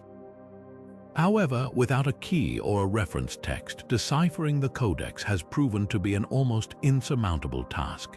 Another layer of complexity comes from the Codex's illustrations, which depict scenes from Christian, Islamic, and Hindu traditions. This eclectic mix of religious imagery has led to debates about the manuscript's origins and purpose. Some researchers believe the Codex might be a religious text, possibly a compilation of sacred stories or rituals. Others argue that the illustrations could be symbolic, representing abstract concepts rather than literal narratives. This ambiguity adds to the difficulty of interpreting the text, as the meaning of the symbols might be tied to the context of the images. Over the years, various methods have been employed to decode the Rohonc Codex, ranging from linguistic analysis to statistical modeling. One approach involves comparing the symbols to known scripts, such as Old Hungarian or Sanskrit, in the hope of finding similarities. Another method uses frequency analysis, a technique commonly applied to ciphers, to identify patterns in the symbol distribution. Despite these efforts, no consistent or convincing translation has emerged, leaving the Codex's content a mystery. The lack of historical context further complicates the task. Unlike other manuscripts, such as the Voynich Manuscript, which has been studied extensively, the Rohonc Codex has few records detailing its provenance or authorship. This absence of background information makes it difficult to determine the manuscript's purpose or the cultural influences that shaped it.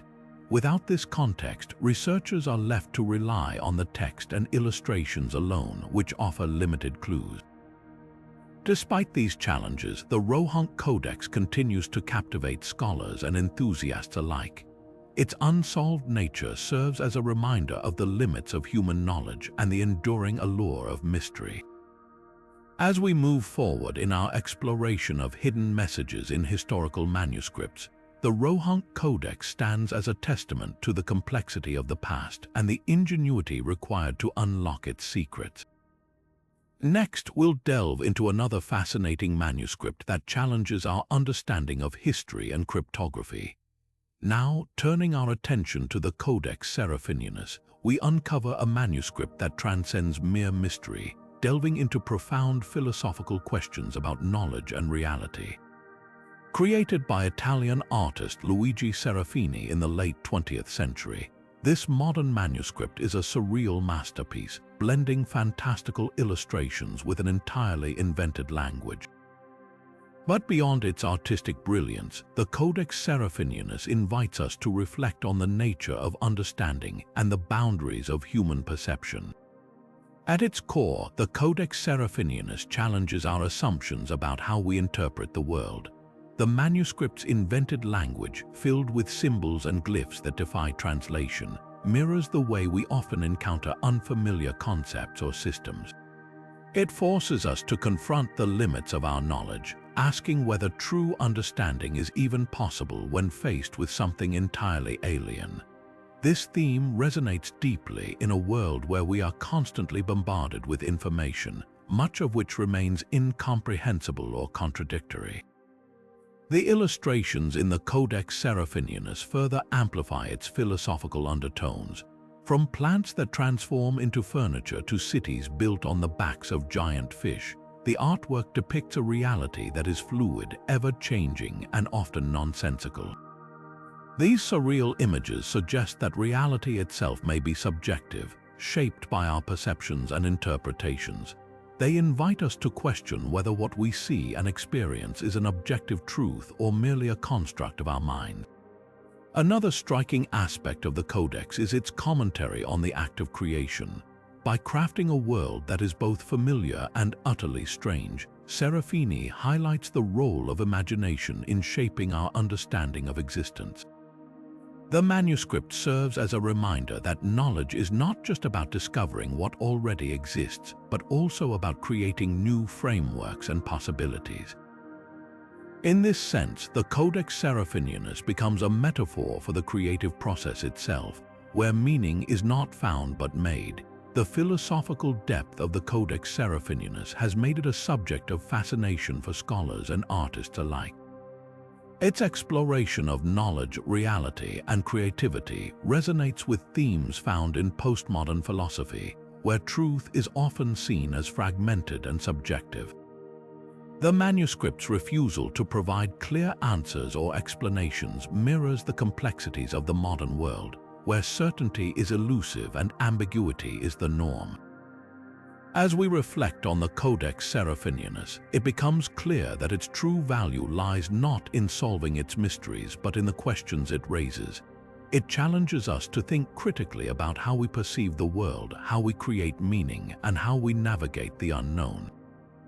In doing so, it becomes more than just a manuscript. It becomes a mirror reflecting our own struggles with understanding and existence. With this exploration of the Codex Seraphinianus's philosophical themes, we now move forward to uncover another layer of intrigue in our journey through hidden messages in historical manuscripts. Next, we'll examine the alchemical symbols in the Ripley scrolls and their connection to the elusive philosopher's stone. Shifting our focus to the intricate world of the Ripley scrolls, we now explore the rich tapestry of alchemical symbols that fill these enigmatic manuscripts. These symbols, often cryptic and layered with meaning, serve as a visual language for the alchemical process, guiding the seeker toward the ultimate goal, the philosopher's stone. Each symbol is a key, unlocking a deeper understanding of the transformation of base materials into something extraordinary. At the heart of the Ripley scrolls lies the depiction of the alchemical journey, represented through a series of vivid and often surreal illustrations. One of the most prominent symbols is the Ouroboros, the serpent eating its own tail. This ancient emblem signifies the cyclical nature of creation and destruction, a core principle in alchemy. It reminds us that transformation is not a linear process but a continuous cycle of renewal and rebirth. The Ouroboros also hints at the unity of opposites, a theme central to the alchemical quest for the philosopher's stone. Another recurring symbol is the sun and moon, often depicted in conjunction. These celestial bodies represent the duality of masculine and feminine energies, sulfur and mercury, or fire and water. Their union is essential for the creation of the philosopher's stone, symbolizing the harmony of opposing forces. The Ripley scrolls illustrate this balance through intricate diagrams, showing how these elements must come together to achieve the magnum opus or great work. The scrolls also feature the image of the hermaphrodite, a figure embodying both male and female traits. This symbol reflects the alchemical belief in the necessity of merging opposites to attain perfection. It serves as a metaphor for the integration of dualities within the self, a process that mirrors the external transformation of materials. The hermaphrodite is a powerful reminder that the path to the philosopher's stone is as much an inner journey as it is an external one.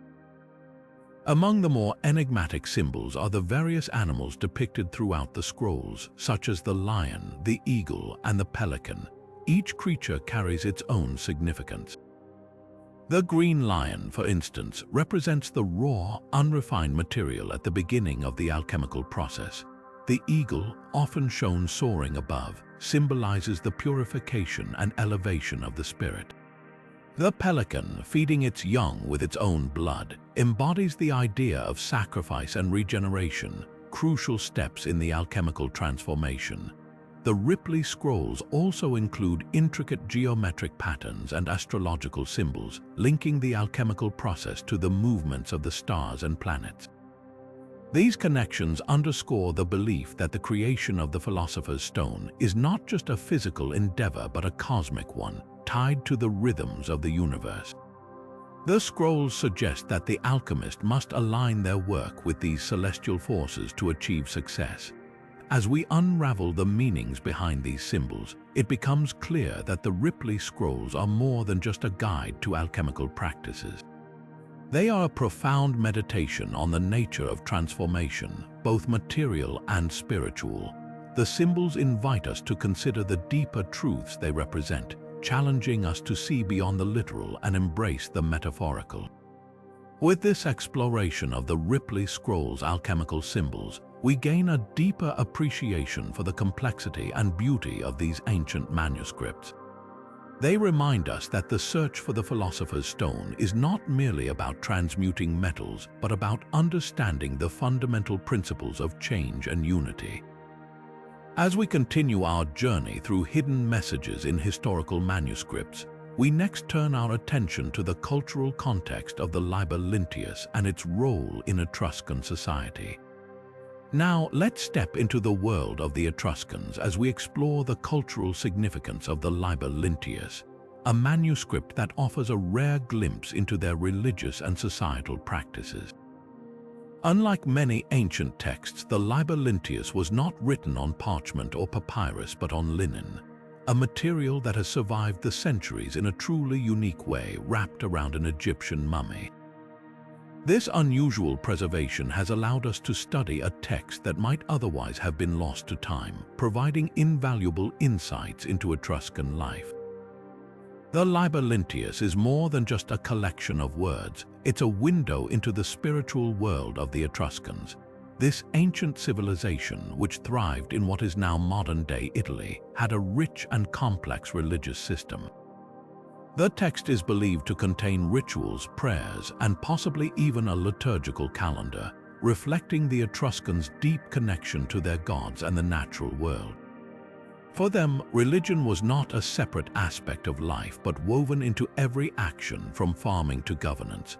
The Liber linteus likely served as a guide for priests, helping them perform ceremonies that ensured harmony between the human and divine realms. One of the most fascinating aspects of the Liber linteus is its role in Etruscan society. The Etruscans were known for their advanced culture, influencing the Romans in areas like architecture, art, and religion. This manuscript underscores their sophistication, revealing a society that valued written records and the preservation of knowledge. The text's content suggests that literacy and religious authority were closely linked, with priests acting as both spiritual leaders and custodians of cultural heritage. This dual role highlights the centrality of religion in maintaining social order and continuity. The language of the Liber linteus, Etruscan, remains one of the great mysteries of ancient linguistics. While scholars have made progress in deciphering parts of the text, much of it is still unclear. This linguistic challenge adds another layer of intrigue to the manuscript, as each translated word or phrase brings us closer to understanding a civilization that has long fascinated historians. The text's survival also raises questions about how and why it ended up in Egypt wrapped around a mummy. Was it a diplomatic gift, a trade item, or something else entirely? The answers remain elusive, adding to the manuscript's mystique.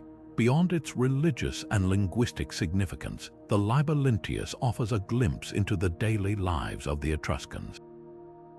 The rituals described in the text likely reflect broader societal values, such as the importance of community, the cycles of nature, and the reverence for ancestors.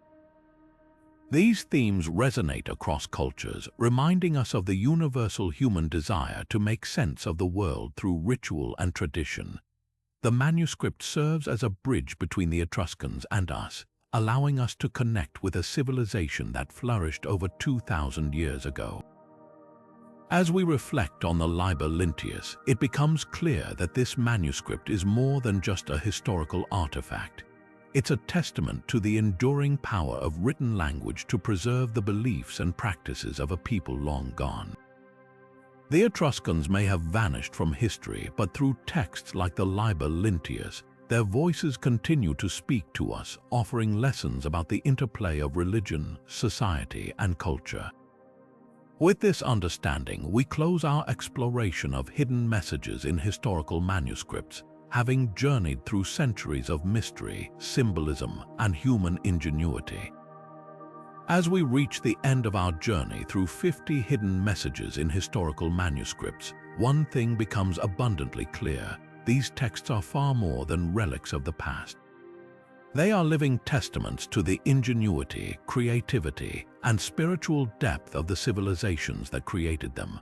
From the undeciphered mysteries of the Voynich Manuscript to the alchemical secrets of the Ripley scrolls, each manuscript offers a unique window into the minds and hearts of those who came before us.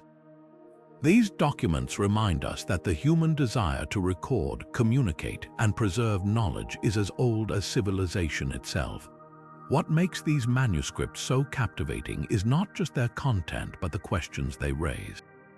Why were they written? Who were they meant for? And what secrets do they still hold?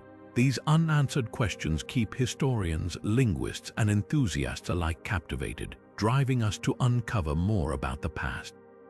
The enduring allure of these texts lies in their ability to connect us with people who lived centuries or even millennia ago, bridging the gap between their world and ours. Preserving these manuscripts is not just an academic pursuit, it's a responsibility we owe to future generations. Each time a manuscript is lost or damaged, a piece of our shared human heritage disappears forever. By studying and protecting these texts, we ensure that the voices of the past continue to speak to us, offering wisdom, inspiration, and a deeper understanding of who we are and where we come from. So, what's next? The world of historical manuscripts is vast and full of mysteries waiting to be uncovered. Whether you're a seasoned scholar or simply curious about history, there's always more to explore. Dive into the stories behind these texts, share your thoughts, and let's keep the conversation alive. If you enjoyed this journey through hidden messages, don't forget to like this video, subscribe to the channel, and hit the notification bell so you never miss an adventure into the past. Together, let's continue unraveling the secrets of history, one manuscript at a time.